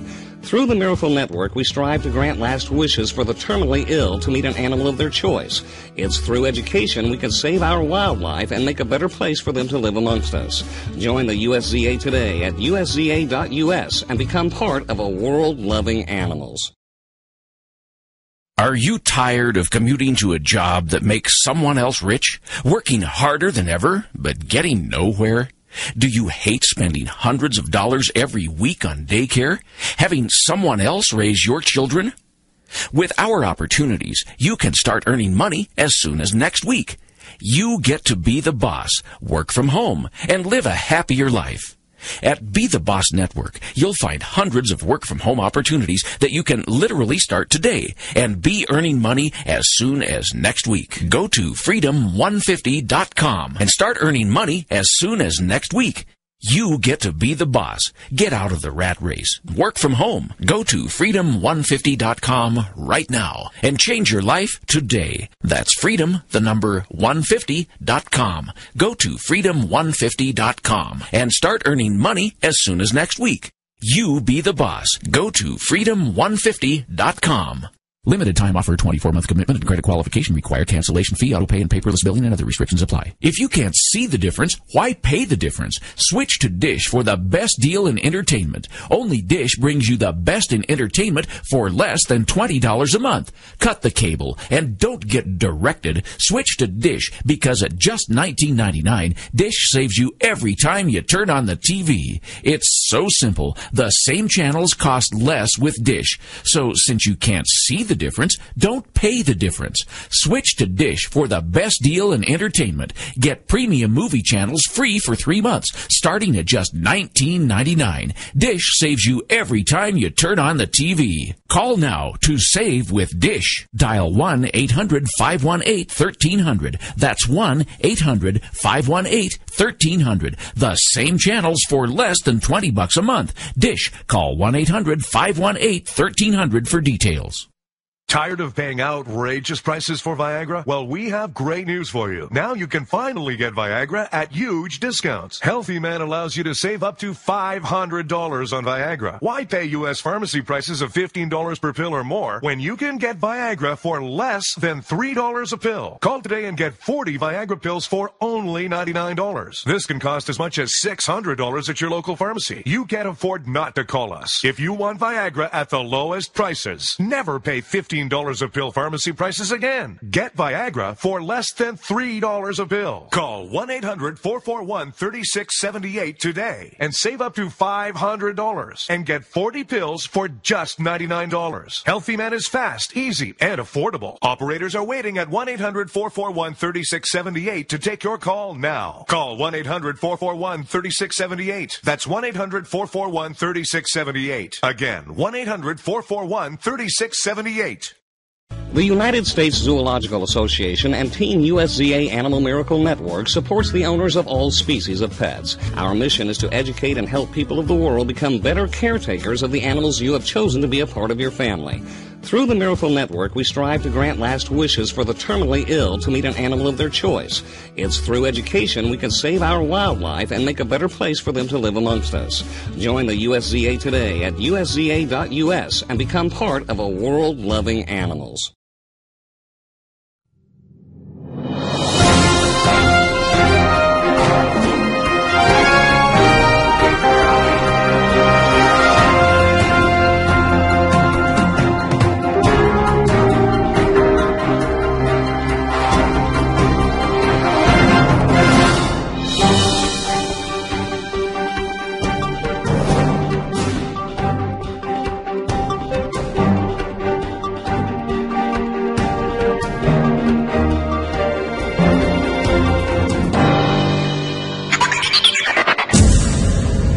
Hey, welcome back to Talk Shit Radio Network, everyone. You're listening to Talk Shit Radio. This is TJIF, the Cannabis Week. We've been talking all week about what's going on here in Florida and Tennessee and all over the nation, as a matter of fact. We've had one hell of a lineup of guests. And to top it all off, I'd like to introduce my next guest. Joe, go ahead and give me a call. Joe Exotic is going to be talking about what he's got going on out there at the zoo and the little interview that we had on CNN last night, which I recorded and going to replay later on today. Joe, the number's 556-1321. And you know, when I do that, I always forget that we have that 30-second delay. So I sit here and I'm like, okay, but I forget they're still not hearing it yet. You know what I'm saying? They're not there yet. Oh, Right. We didn't get it yet. And then it takes a few seconds to dial and phone. So I'm always like, I got to remember that 30-second delay. So, but, and right on cue, buddy. Joe, welcome to the show, buddy. How are you? Good morning. Good morning, Joe. How are y'all doing? We are doing excellent. I want to thank you for taking the time and calling us up, brother. It means a lot to me to have you on the show. I know your listeners have been sitting by, very patiently, letting us go through our spiel here and waiting to hear from you. Without further ado, my friend, what do you think of last night's show? At first I was starting to worry and panic because he kept trying to poke, is it fair to have the animals in cages? Are they happy? Are they healthy? Mm-hmm. Yeah. But overall, after I saw my piece on there, I was real pleased with my segment because they were nice enough to not edit me out. Mm-hmm. They let me explain, what was going on. And they weighed, what's fair for a private zoo against a big city zoo like Detroit Zoo. I was kind of disappointed with the elephant sanctuary pause at the end. Yeah. If you really listen to that guy, we should all stop breeding. Okay, and we all know that the animals are all depleting in the wild. Most of them are extinct or endangered. So a sanctuary like that has that kind of an outlook is for total extinction, which is absurd. Well, yeah, because they believe that we're not going to breed anybody, and I don't think he realized the impact of what he said. What happens when all your animals are gone, buddy? If you have those kind of beliefs, does that mean you're not going to take in any more animals? Because if you follow your beliefs, that means you're not going to take in any more animals. Yeah, that's right. And if you're not going to breed anything in captivity, which was his belief, what the hell are we going to do in 50 years when we got no animals? I was just going to say the same thing. Where did the species go? Do we sit back and watch these archives of shows and go, maybe we shouldn't have done that? The only thing that they kind of touched on last night, but they really didn't explain themselves very well, is, you see AZA zoos like the Detroit Zoo pulling the eggs, incubating them. I didn't like that. They have no chance of getting the natural bacteria from when the mother regurgitates and feeds them the first few times. Yeah. So they're doing the exact same thing that they all bitch about private owners doing, and that is hand rearing animals. And the reason that we hand rear animals is for education and to make them safer in captivity. That was that was one of my biggest things, is the way they did that whole piece, Joe, because and like you said, and I didn't even know about the enzymes. I completely forgot about that. I thought it as a more of a social interaction thing. I mean, what do? You isolate these animals. You look at those animals. Look at the gorillas for first and foremost. I don't think. I mean, how am I trying to put this? The isolation that they go through from the day to day, as opposed to where they might get the interaction with the people at other places. I just don't think that's healthy for them to be taken away from their mother. And I mean, listen, I'm all new to this, but I mean, as soon as I saw that, I was just like, hey, whoa, wait a minute. I don't know about, that you take me away from my mom, that might cause some social problems later on down the line. Right, the whole idea, especially, because I specialize in tigers, the whole idea is to allow them to nurse for the first few days so they can get the bacteria and the antibodies from mom, and then pull them before their eyes open, so when their eyes do open, you are mom. And it has a lot less effect on them than if you let mom raise them for a couple of months and then rip them away from the only mom they had. And if you watch very many of my videos that I put out, do you ever wonder what love can do with the USDA about them confiscating your animals? That show last night proved the very fact. They moved the elephants from the Detroit Zoo to the sanctuary plaza, and they died. I mean, animals have hearts and souls, and they get used to the human interaction. They get used to their caretakers, and you take them and throw them in a non-open to the public facility is like putting you in solitary confinement. That brings me to Tony the tiger. The whole piece you did on that, I replayed all the audio to it and everything. That was the perfect example right there. Tony was in his environment. He was doing fine. They wanted to rip him out and put him someplace else. I mean, what you did with that. Would be dead in 6 months. Yeah. Yeah. Oh, yeah. Well, they don't know how damaging it could be for culture shock, being taken out of your home, placed somewhere else. Exactly. It put a child in the same situation of being ripped from foster home to foster home to foster home. They grow up with an attitude. They hate the world. Yeah. They're lost in society.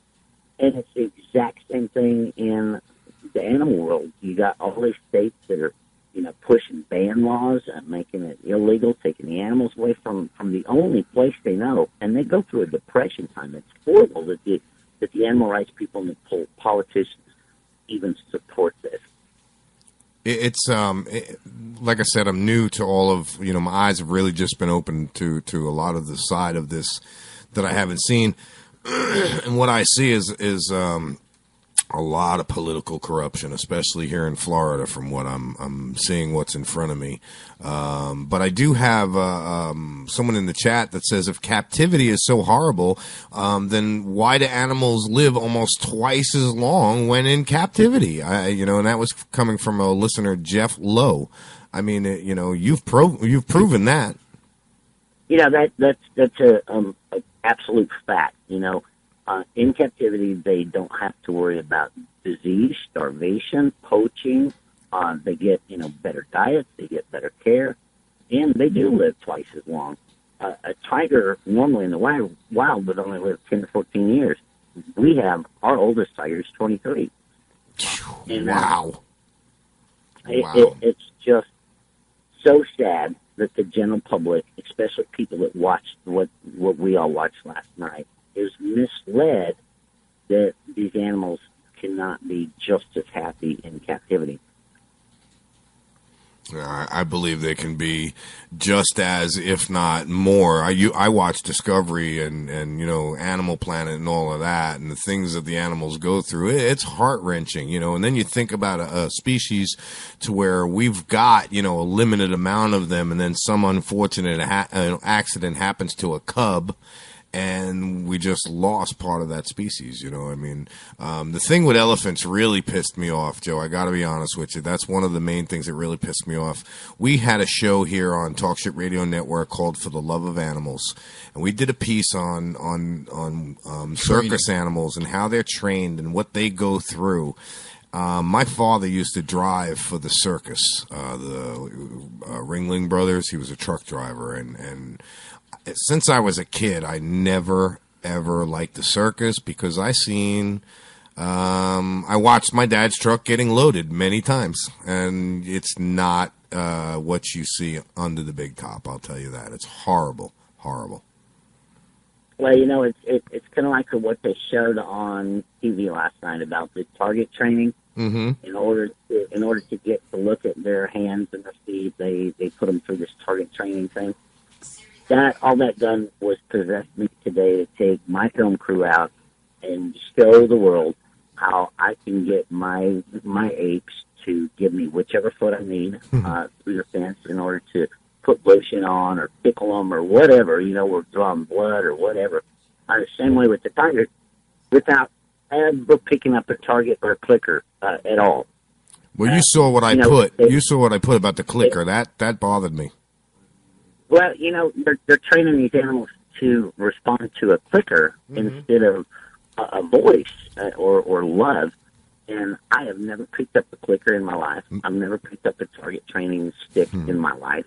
And I can get every one of my animals to do what I need them to do out of respect. Well, see, and you answered my question before I asked it, because that was my question. How do you train your animals? And you answered it through love and respect. You also got.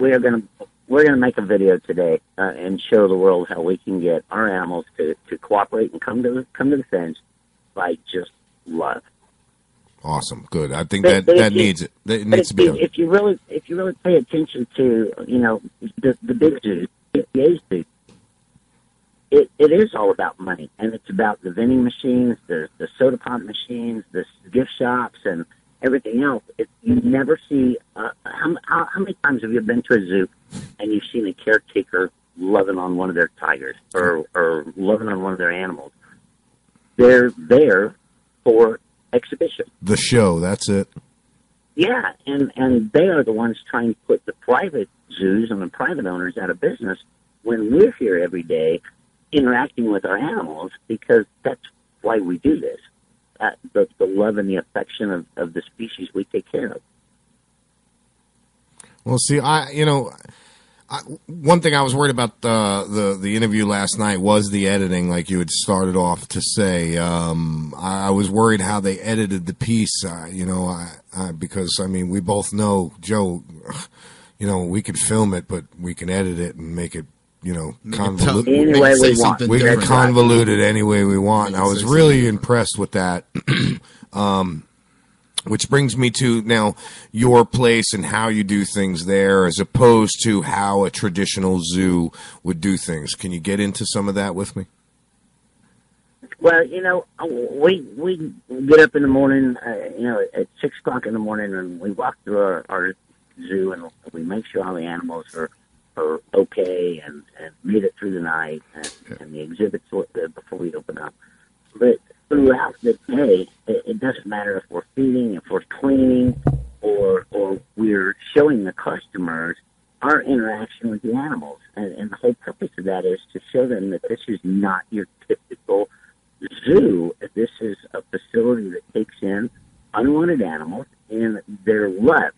And you can take the meanest, aggressive tiger, or like the chimp, that I'm going to film today.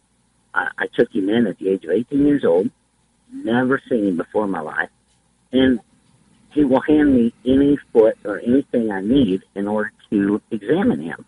And it's because he feels safe, he feels loved, and he feels respected. Yep, absolutely. That's with any animal. I mean... It's with any human, too. Absolutely, yeah. True. But, in many words, we are animals. Yeah, you're right. In many words, we are all animals. I keep losing you, Lou. I said, in many words, we are all animals. So, the whether same you respect. believe we originated from primates or whatever, the USDA, the United States Department of Agriculture, has two classifications for primates. There's non-human primates and there's human primates. Okay. Yep. Basically, that's the difference between apes and monkeys. Whether you like it or not, that's the way that we're governed by the United States Department of Agriculture. Is we're primates. Yeah. But it all around wasn't a bad show.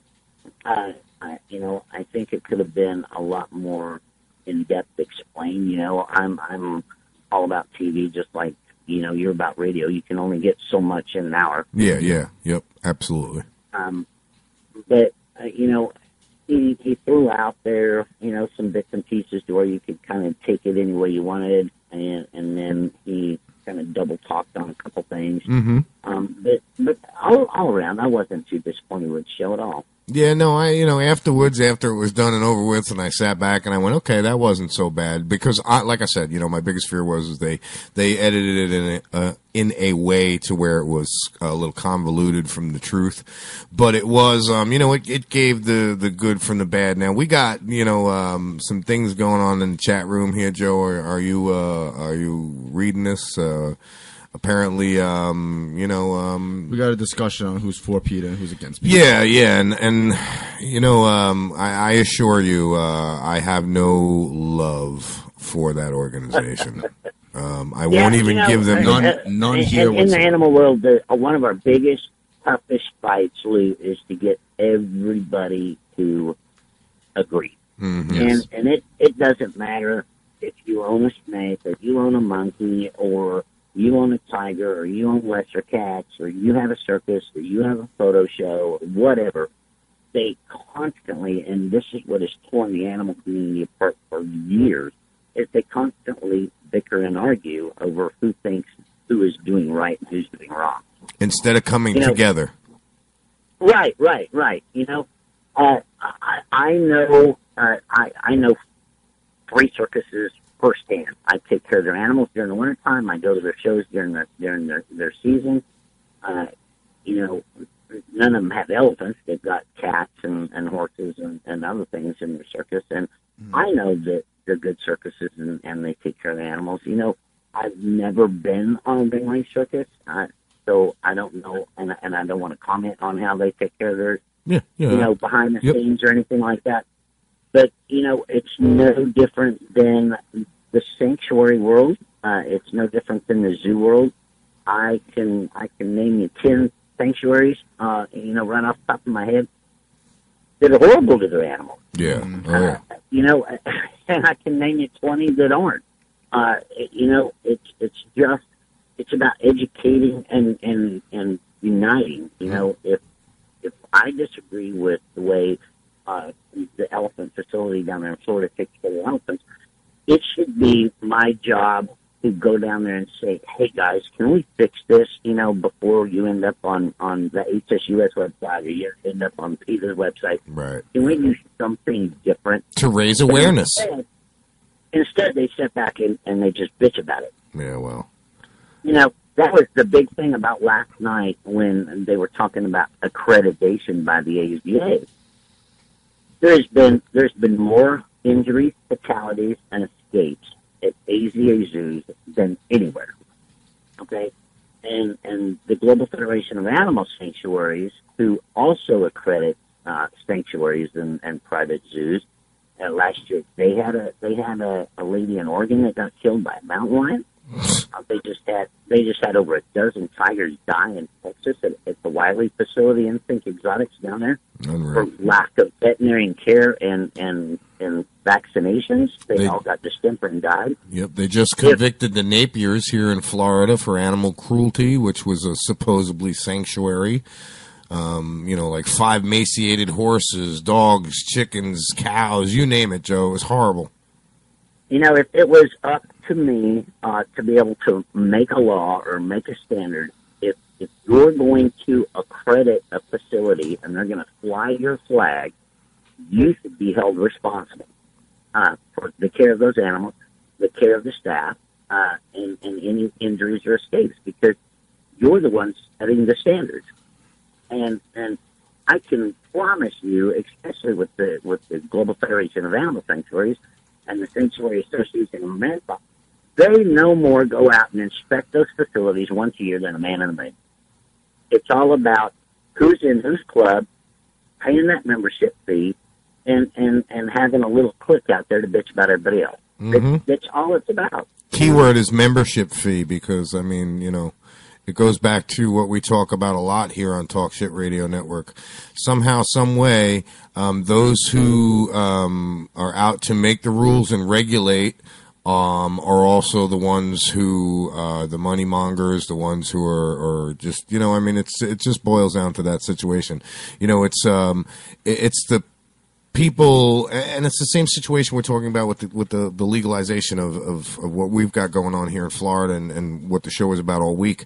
You know, it comes to people like you questioning those who make these laws. So it's the voice is really what it is. It's being the people's voice. We need to stand up. We need to educate. That's really what it boils down to.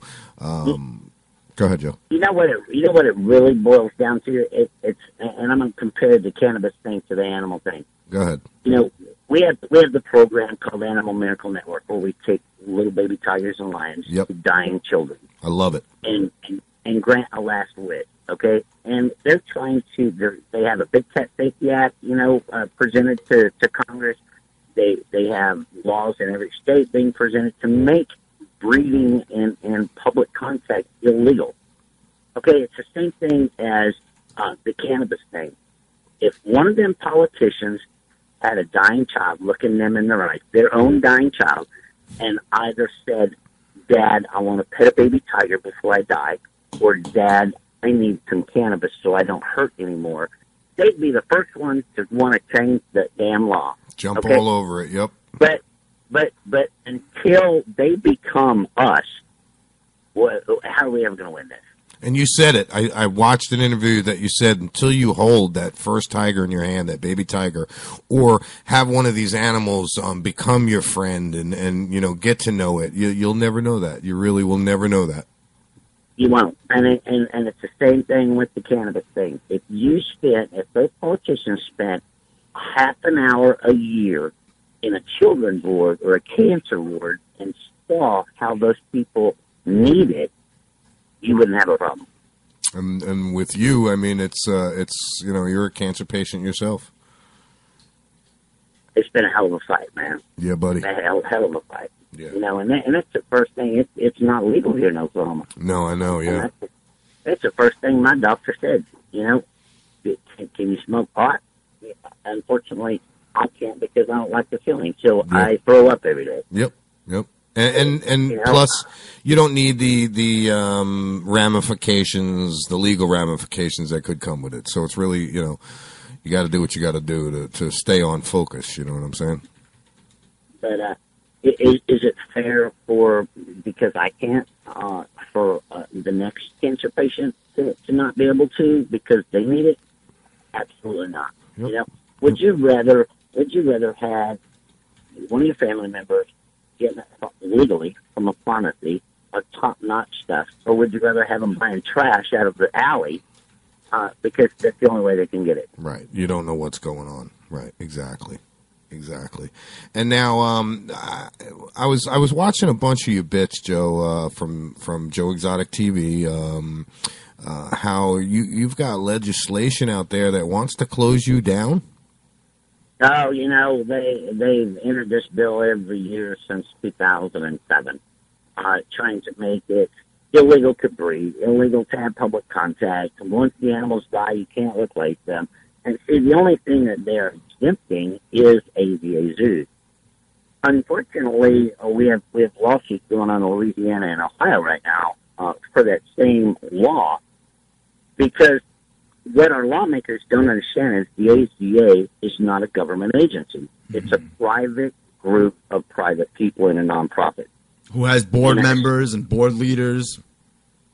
And a state, city, or federal government cannot make you join a private group to be exempt from a criminal law. Yes. That would be the same thing as me joining Lou and Tim's organization to be able to sell crack cocaine. It's against the law, okay? Yeah. And if it's against the law, for me, it is against the law for the city of Oklahoma City to not break a law and be exempt from a fine or jail time. It's called creating an illegal monopoly. Plain and simple. We talked about that earlier, monopolies. Joe, talk to me about more about what you got going on out there and on a day-to-day basis. And I'm very interested in the crossbreeding that you guys got going on over there with the tiger and the lions, actually.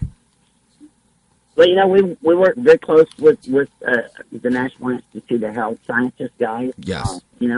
And we've been able to prove a couple things by crossbreeding. Mm-hmm. One is they're genetically stronger.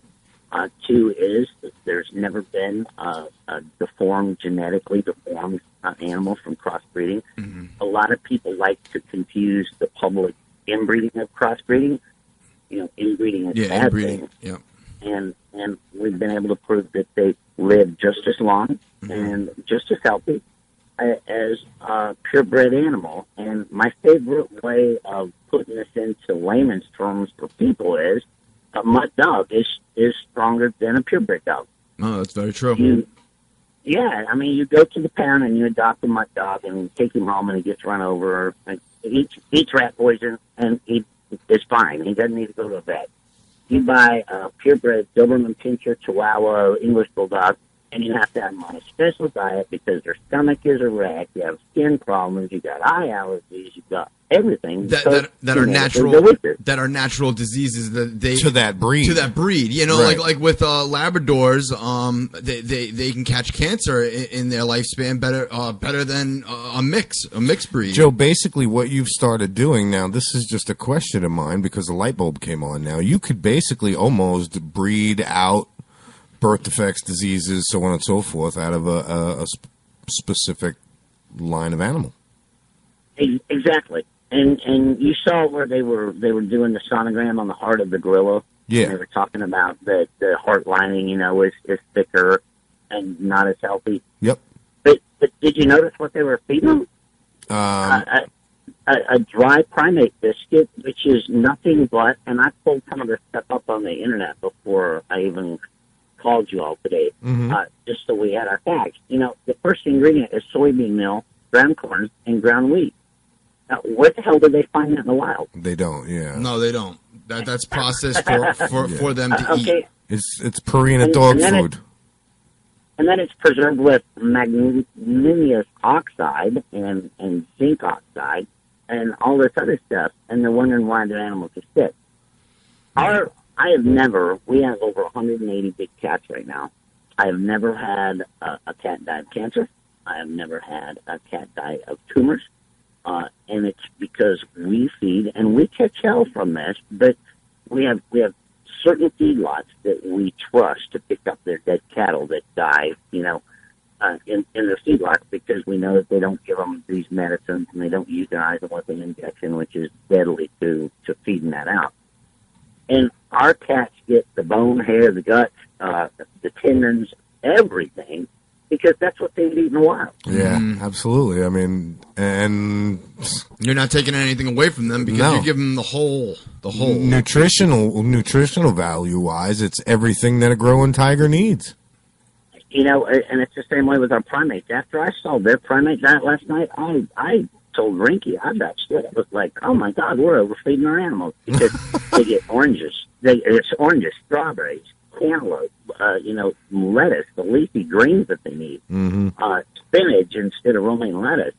And we wonder why everybody, I sit back every day and I look online, Big Cat Rescue has lost over 155 cats. Yeah, don't even get me started on her, brother. I'm telling you, man. That's not just cats. And AZA zoos. It's not the only thing she lost. It's elephants. Yeah, no, I know. What the hell, you know? Yep. Mm-hmm. And they have no room to talk about private. I know more private owners, Lou. It's crazy, especially in the monkey world, that spend $10,000 and $20,000 and $30,000 on their monkeys having their own habitat in their house. That's craziness. And it is crazy. They have climbing walls. They've got their own bunk beds. I mean, it's insane, when you think about it. But these are healthy animals, and you don't see near the cancer, diabetes, and everything else that you see in your big AZA zoos. Yeah. Now, when they were talking about their species survival plan, the AZA gene pool is so watered down because they only can breed within their own gene pool, where private breeders have the strongest bloodline, the healthiest genetics outside of that gene pool because you can't get in that country club. So it is very, very, what word am I looking for? It's so important that the private sector keeps these genetic lines alive, because you can only breed so long and you're going to run out of bloodline, and that's exactly what the AZA is doing. Gotcha. And then when they do need a bloodline, they go catch it out of the wild. And a lot of people don't understand that AZA zoos, most of the animals come from the wild.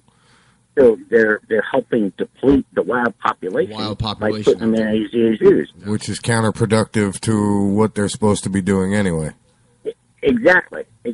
You can ask Oklahoma City Zoo, for instance. They brought in 3 African lions from the wild, and they got them in Oklahoma City, and they were so mean and so aggressive and so unpredictable. Yeah. You with me, Joe? I think I just lost him. Oh, boy. Back. You just cut him off? No. You just dropped out? Yeah, the phone call just dropped. Wow. I just went to go ask him after he was, or if he was still talking. Was that you or me? I don't know. All right, fine. Don't talk to us. Yeah, all of a sudden I went to go ask you something and you were gone. Joe, I just, it's, what the hell is that? That's you calling in. Hello? There's a storm advisory out there. Hey, you there? I don't know what happened. But anyway, they shipped these 3 lions in from Africa to the Oklahoma City Zoo, and they were so mean that they sent them on to the Wichita Zoo. When a facility like ours has 18 African lions, it would have loved to live in $1 million display. Yeah. But because you're not a member of that country club and you don't go by their rules, they go catch 3 lions on the wild. Which is totally absurd because, like I said, they're taking them out of their natural habitat and bringing it into a facility to breed for their not their recreation, but for their purposes. Well, yeah. Yep. Unbelievable. This chat room is exploding. We have a naysayer in here all over us, Joe. You should jump in on a chat and maybe answer some of her questions. Not too sure how to even begin with it, but so much of what you do, my eyes have been open to since I met you. It's, I haven't been to a zoo in a long time, but as far as like an amusement park that has animals and this and that and so on and so forth. Jeff Lowe, thank you very much. I'm sorry. We got SeaWorld here. We got Busch Gardens here. Don't get me wrong. It's beautiful. It's great to go see the animals. You can see in my Facebook page, we've taken that little personal tour and got up close with the animals. It's a really great thing. But if you look beyond where they live and if just take the Sky Ride, actually, just get on the Sky Ride because it goes over all the cages where they're kept, and it's this little box. They're only out there on display for the park admission. Like Joe said, the little trinkets you can buy, little wax figures, this, that. It's all about that dollar bill when it comes to that. What you're trying to do, go ahead. It really, let me interrupt you on that one right there, because, it's just like Tony the Tiger in Louisiana, but you can go to LSU and they have, how many tigers have they been through? I think like 15 or 18 tigers. For studies? And they have the LSU tiger setting there on exhibit with the most elaborate gift shop of everything you could buy LSU tigers. It is not about that tiger. But why in America can Tony the Tiger not live peacefully in his home? Mm-hmm. Yeah. No, I agree. Yeah. I've stopped there. Bullshit that goes on in this country. It's horrible, Joe. I just I can't fathom the idea of how some people are so close-minded at what's in front of them. And I'm not pointing fingers at anyone. I'm not poking at anyone. I mean, we've got people in the chat right now that are so blind that is to what's being presented in front of them, that the only other way that I could see to open people's eyes is to bring them out to a place, a facility like yours, and then bring them to a quote-unquote zoo. That maybe... I don't even understand why you would catch something out of the wild to bring them to the zoo. And I own a zoo. I run a zoo. You can captively breed something that has been here 15 generations and do just fine. But when you take something that is out of the wild, defeats our whole purpose of saving our wild. Mm-hmm. And it's not only the breeding that you do there, am I correct, Joe? You do take in animals that other people cannot take care of, that are in need of it, of being rescued, correct? Just last month, we took in 37 tigers, lions, and leopards. That's pretty big. That's pretty damn big. The biggest rehome that we've done so far was 42 tigers at one time. And they showed a little bit about us shipping tigers out last night on the show, but they really didn't explain what we do here. Mm-hmm. When we bring in 42 tigers at one time, the ones that are not imperfect, they have snub noses or missing parts of their ears or tails, or they limp or whatever, we get them up to health and we ship them out to privately owned zoos. So that way, that zoo doesn't have to go buy an animal, and the 42 that we just rescued doesn't have to live in an overcrowded sanctuary. So it kind of filters out in this little spiderweb effect, and it helps everybody. Well, and that was my next question. How does that benefit them other people? And you answered that, so that's perfect. It's amazing. I don't know. It's hard for me to even express how I feel right now because, like I said, I've always been aware of what goes on. Never really behind the scenes, just for my own opinion formed. But when you actually do speak to someone like you and are made aware of certain things, it definitely puts a lot of things into perspective. That's for sure. It's education. It's all about education in our world.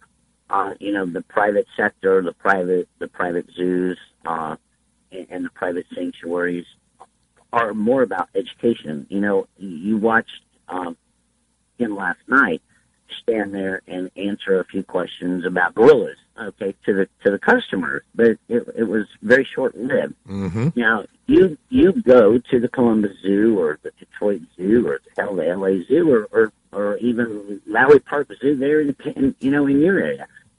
And how many employees do you ever see standing around telling you about the animals?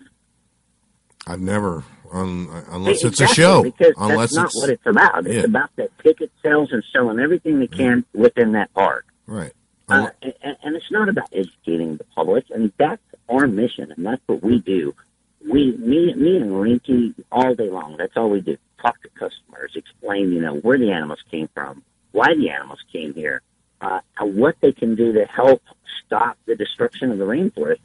I mean, you ought to Google sometime what products come from the rainforest, and you'll be shocked. Skittles, Hershey's chocolate. It's amazing what every day we use that kills these animals as habitat. That's amazing. It is. It is. I know of a few. I've done a little bit of research. That's for sure. Now that's one thing about your place, Joe. You're adamant about. It's not about just bringing the people in. Pay for the admission. This is this animal. This is this animal. This is this animal. Have a nice day. Thanks for coming. No, you actually bring them in and you educate them cage by cage. You personally are out there in the park with them when you are available. Also, if you can touch on a little bit, it's not just at your park where you're at that you do this. You're all over the place. Am I correct? I used to tour Lou doing magic with animals as well. And some of my stuff is online, and you can see. And even my magic show was about education. It wasn't about really magic. I used magic in order to keep their attention, but I performed in front of almost 7 million people over those 9 years. And the whole thing, my whole mission is education. And I, as a kid going to school, you could not make me sit down and read a book. I could not concentrate enough to remember what I read on the first page. I was the same way. But if you put me in stock class or FFA or whatever, hands-on experience, I could do it in a heartbeat. No, and remember how to do it. Hands-on education is so important because until you connect with it, who the hell cares what's happening in Guyana or India? Right. I could care less because I would never afford to go there. Right. Until you're standing there and it's a situation that you're put in that you it's do or die. You'll never understand. And that's my main point with this with you is again, until somebody walks into your establishment and sits down and talks to you and has a conversation with you and you educate them a little, they really won't understand your true stance on that. No, they won't. They won't. And they'll never understand what they're doing in their everyday life to help destroy these animals' habitat until they have a baby tiger in their lap.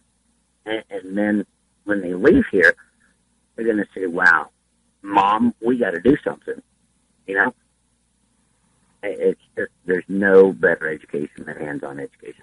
Well, I have to bring up something, and it just what you just said, Mom, I have to do something, brings me right to it. My daughter, Joe, has turned into your biggest fan around here. She can't stop talking about it. She wore the sweatshirt to school yesterday.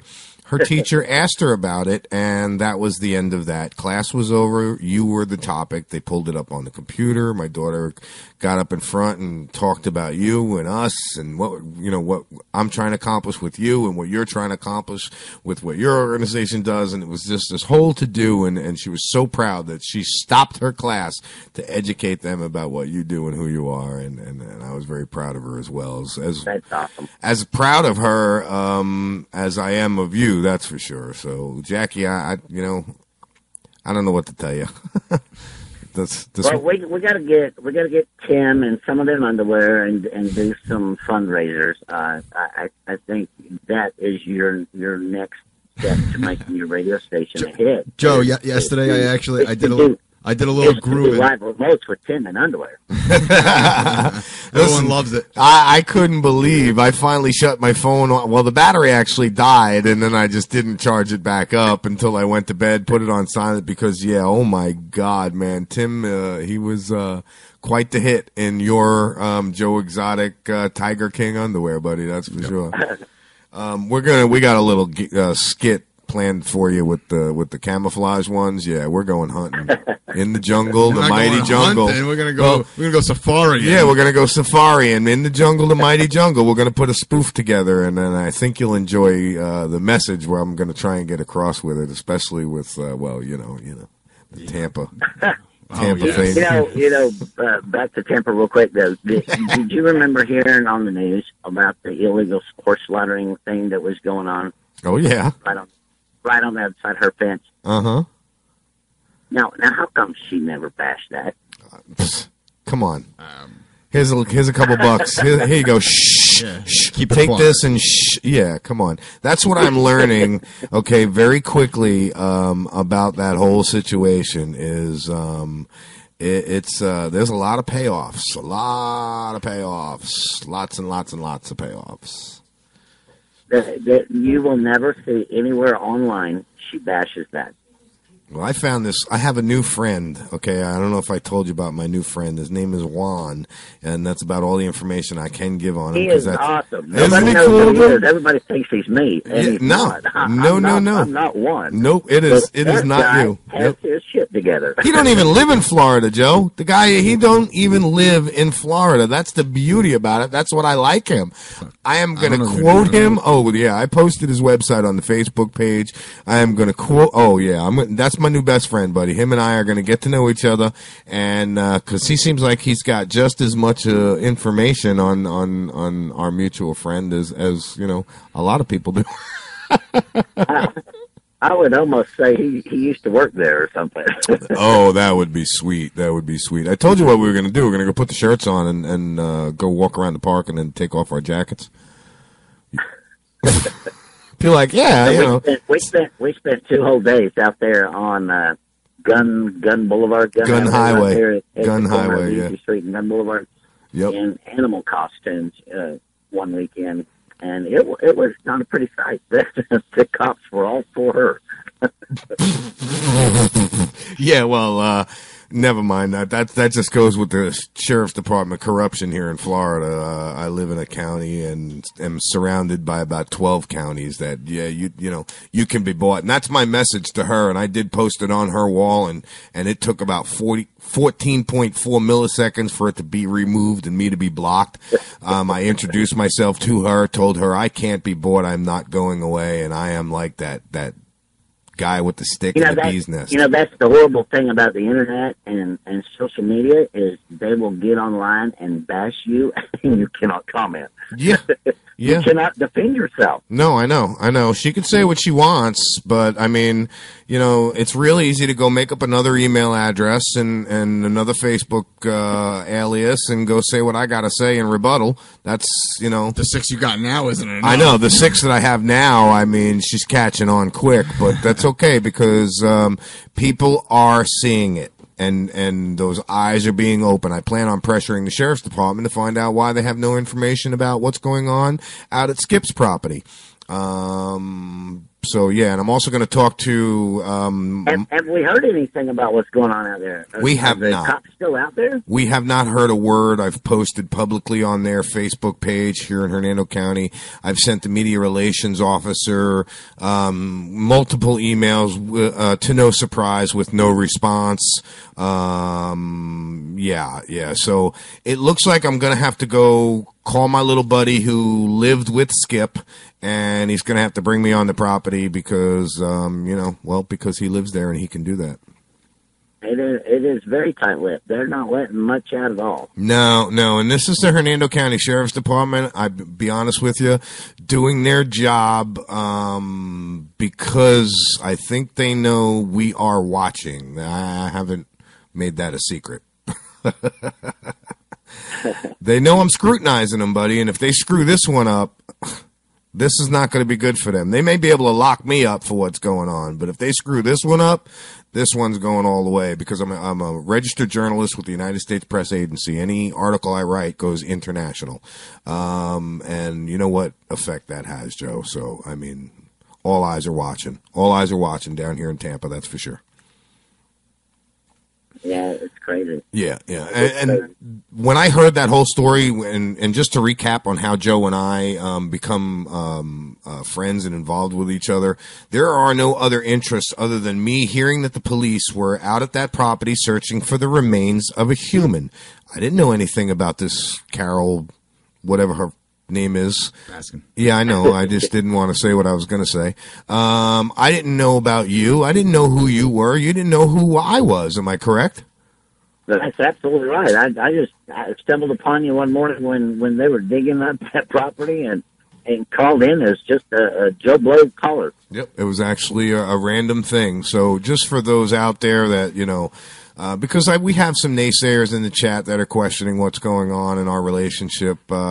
No, Skip is not a friend of mine. People are asking. I have a mutual friend that lives with Skip, and so on and so forth. But anyway, just to recap how we met, we didn't know each other from a hole in the wall, and you stumbled across things on the internet, and just to show you the power of the internet. So, you may be able to run for a little while, but you can't hide forever. That's right. That's right. The end of the world. There is an end of the world.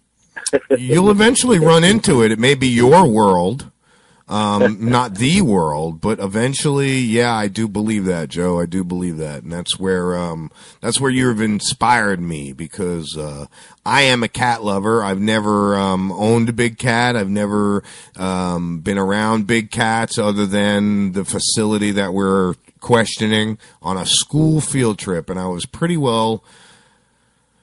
a little disgusted when I've seen what I seen for the conditions. I really was. I wanted to do something then, but when I was told by, what it takes to get licensed and handler and how you got to volunteer and all of this, and, I said, wow, that's a lot, just like anybody else would, Right. And then, Well, I'm excited to get you out here for the monkey ball. Yeah, I can't wait. And I think, between seeing the facility and meeting the people that will attend this monkey ball with the monkeys, I think you'll see a whole new world of why these people fight so hard. I look forward to it. I'll be honest with you. I really do. It's something that we do not stop talking about here, honestly, Joe. I really look forward to it.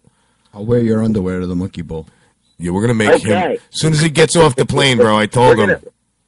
We're going to sell a dinner date for Tim in his underwear. What did I tell you? Money. What did I tell you? He's auction. Yeah, he didn't believe me, bro. I told him yesterday. I said, "You wait, we got plans for you, buddy."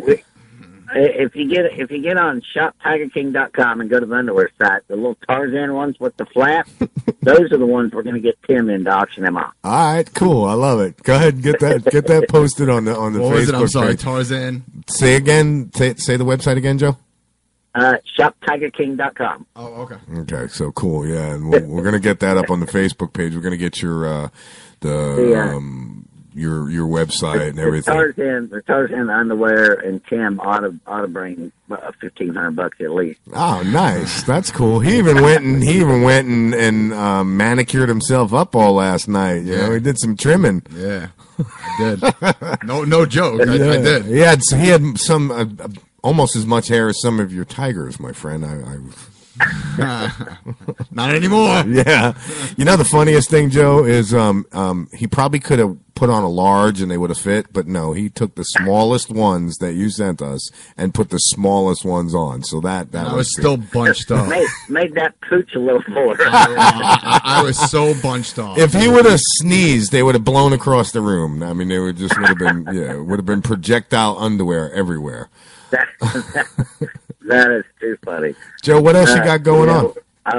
I'm glad that he had the sense of humor to let all these people just have fun with that picture boy. They did not stop. He's an amazing person. His personality is great. Everything he does for us here is unbelievable. And yes, he is a great sport. That's my tiger, a little cat trying to get in the door right now at the studio, trying to rip it down. If he turns the knob on that, I'm gonna get scared. I'm out of here. Yeah. That white cat that Timmy, yes, Joe Exotic, John in the chat room. That white cat that Timmy was holding, that's our lover boy. That's his name. Took me 2 weeks to come up with that name, but when you meet him, you'll figure out why we call him Lover Boy. It's a Siberian panther. Yeah, it's my Siberian. I can't even do the accent. Siberian. Right now. Yeah, he'll be in the videos. You'll see. Beautiful. Yeah. Joe, thank you very much, buddy. Yeah. There's some confrontation going on in the chat room between a few people. Again, if I can reiterate, if you don't agree, if you're in this industry and you don't agree with what somebody's doing, do the same thing that I do. The USDA does, and that's go out there and help them change it. Don't sit back and bitch about it, and don't sit back and act like it's not going on.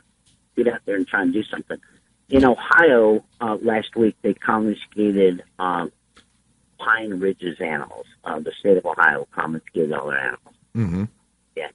And I was there with the entire board of the USDA several years ago, and I have to admit the place was pathetic. I felt sorry for the animals. Where the hell the inspector was, nobody knows, because they had no perimeter fence since the place has been built to keep the general public from walking from the road to the tiger cages. And so now that they're being confiscated, everybody's screaming foul. But I went out there with the entire board and offered to help rebuild and clean the place up, and the gentleman turned us away, So you can't sit and cry foul 4 years later because you refused help and you didn't try and get yourself up to that level of staying out of trouble. There's people in this industry that I highly respect, and there's a few people in this industry that deserve what they get. And, my motto is if you don't like what's going on, stand up and change it. Very true, Joe. Or absolutely. Don't come crying on my shoulder later. Yeah, absolutely. I couldn't agree with you more. And there's a lot of people in the chat room right now that are agreeing with what you said. A very close friend of mine said, "Don't complain, train." Exactly. Yeah. Exactly. Yep. Yeah. I mean, Everybody wants us to help when it's too late. Yeah. We need to band together, and I wished this industry would police our own. You wouldn't see all this in the news. You wouldn't see it in the newspapers. Everything else, if somebody would just be the bad guy. And unfortunately, I've stood up to be that bad guy. If you're doing wrong, I'll be the first one to offer you help. I went and rebuilt the zoo in Missouri. I went and rebuilt the zoo in Louisiana. I went down to Tony the Tiger truck stop and built him a swimming pool. And that is their opportunity to change. And the next time I come back, I'm going to be coming back to help take care of animals because you have the opportunity to change, and you either do it or you don't. And that just goes to show it's a whole nother side of you that you are willing to do. But and my message to this is. If you ask for the help, don't just ask for it because it's there. Ask for it because you want to utilize it, you need it, and it is there. Use the information. And then if you're asking for money, make sure it goes to the animals. That's one of my biggest problems, Joe. I've always talked about. That's my horriblest pet peeve is it doesn't go to the animals. But the scams that are out there with the accreditation and everything else. I'll tell you a funny story. I've been kicked out of almost every organization there is because I have such a big mouth and I stand for what's right. There was this organization that was accrediting. I mean, what they do is they certify you as a big cat handler. Okay? And you have to send in the paperwork and all this shit and a $35 fee to get certified as a big cat handler. Well, I sent in an application for my kangaroo. His name was Jack Jackson. And lo and behold, he got a certification in the mail to handle big cats. And it wasn't about checking the qualifications or the training or the references. It was about collecting that $35 and sending in a laminated fee. Yeah, fee. You're a big cat handler. So now I have a kangaroo that's a big cat handler. That's awesome, bro. I love that. I love that. Like they don't care what species it is. It No, doesn't matter. and let me ask you this: no qualifications were asked for. They didn't ask for any credentials on who the kangaroo was, copy of picture ID, or anything. You would think. Somebody serving papers. No. And if they would have asked questions, they would have found out that it was a kangaroo. You got somebody there, Joe? Yeah, I'm sitting here watching the security camera. Our mutual good friend had me served by the U.S. Marshals twice yesterday, so another guy just walked in with a clipboard. So Really, would they care to speak up about what they're doing, or are they a little tight-lipped out there? Believe it or not, she's suing, John Rinke that works here, the guy with no leg. Yeah. She is suing him for receiving a place to live for free and satellite TV. What? She needs the money, I guess, huh? she wants his piece of free rent and satellite TV. Right. Is that not pathetic? Yo, we are talking about nothing but, and I'm going to be extremely blunt, so for those of you who have sensitive ears, you might want to cover them up. A dirty, nasty hooker who took advantage of someone, all right, and continues to take advantage of a species or species. Exploiting it for her own profit. You can uncover your ears for those sensitive ears now. And that's all it is for our own profit. Yeah. Yes. Yeah. Absolutely. Unbelievable. But anyway, joke. guys, I need to go see what the badges are all about. I am honored to be a part of your show.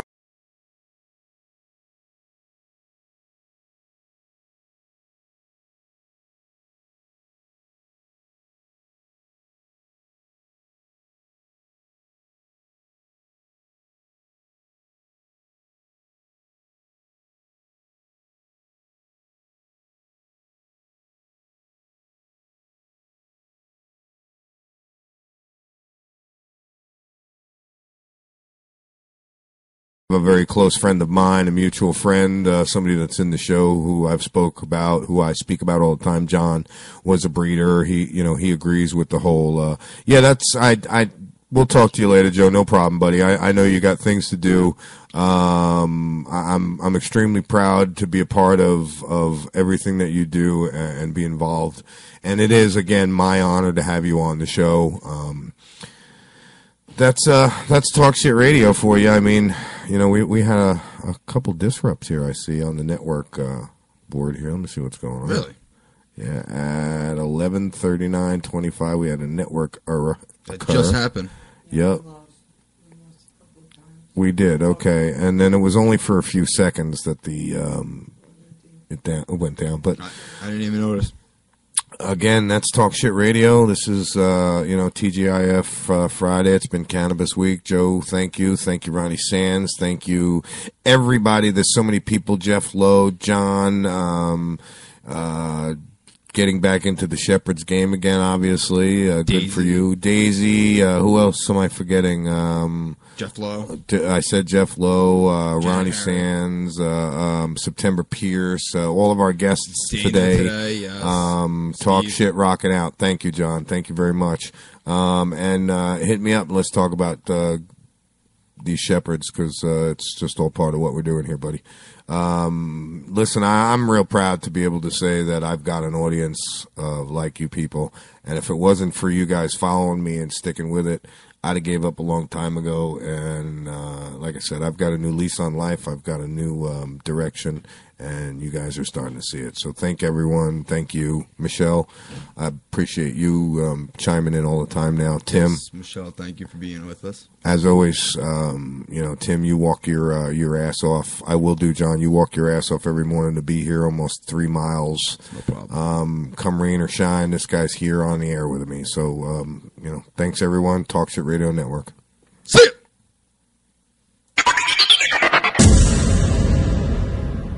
The United States Zoological Association and Team USZA Animal Miracle Network supports the owners of all species of pets. Our mission is to educate and help people of the world become better caretakers of the animals you have chosen to be a part of your family.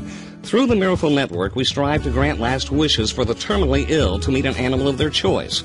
It's through education we can save our wildlife and make a better place for them to live amongst us. Join the USZA today at usza.us and become part of a world loving animals.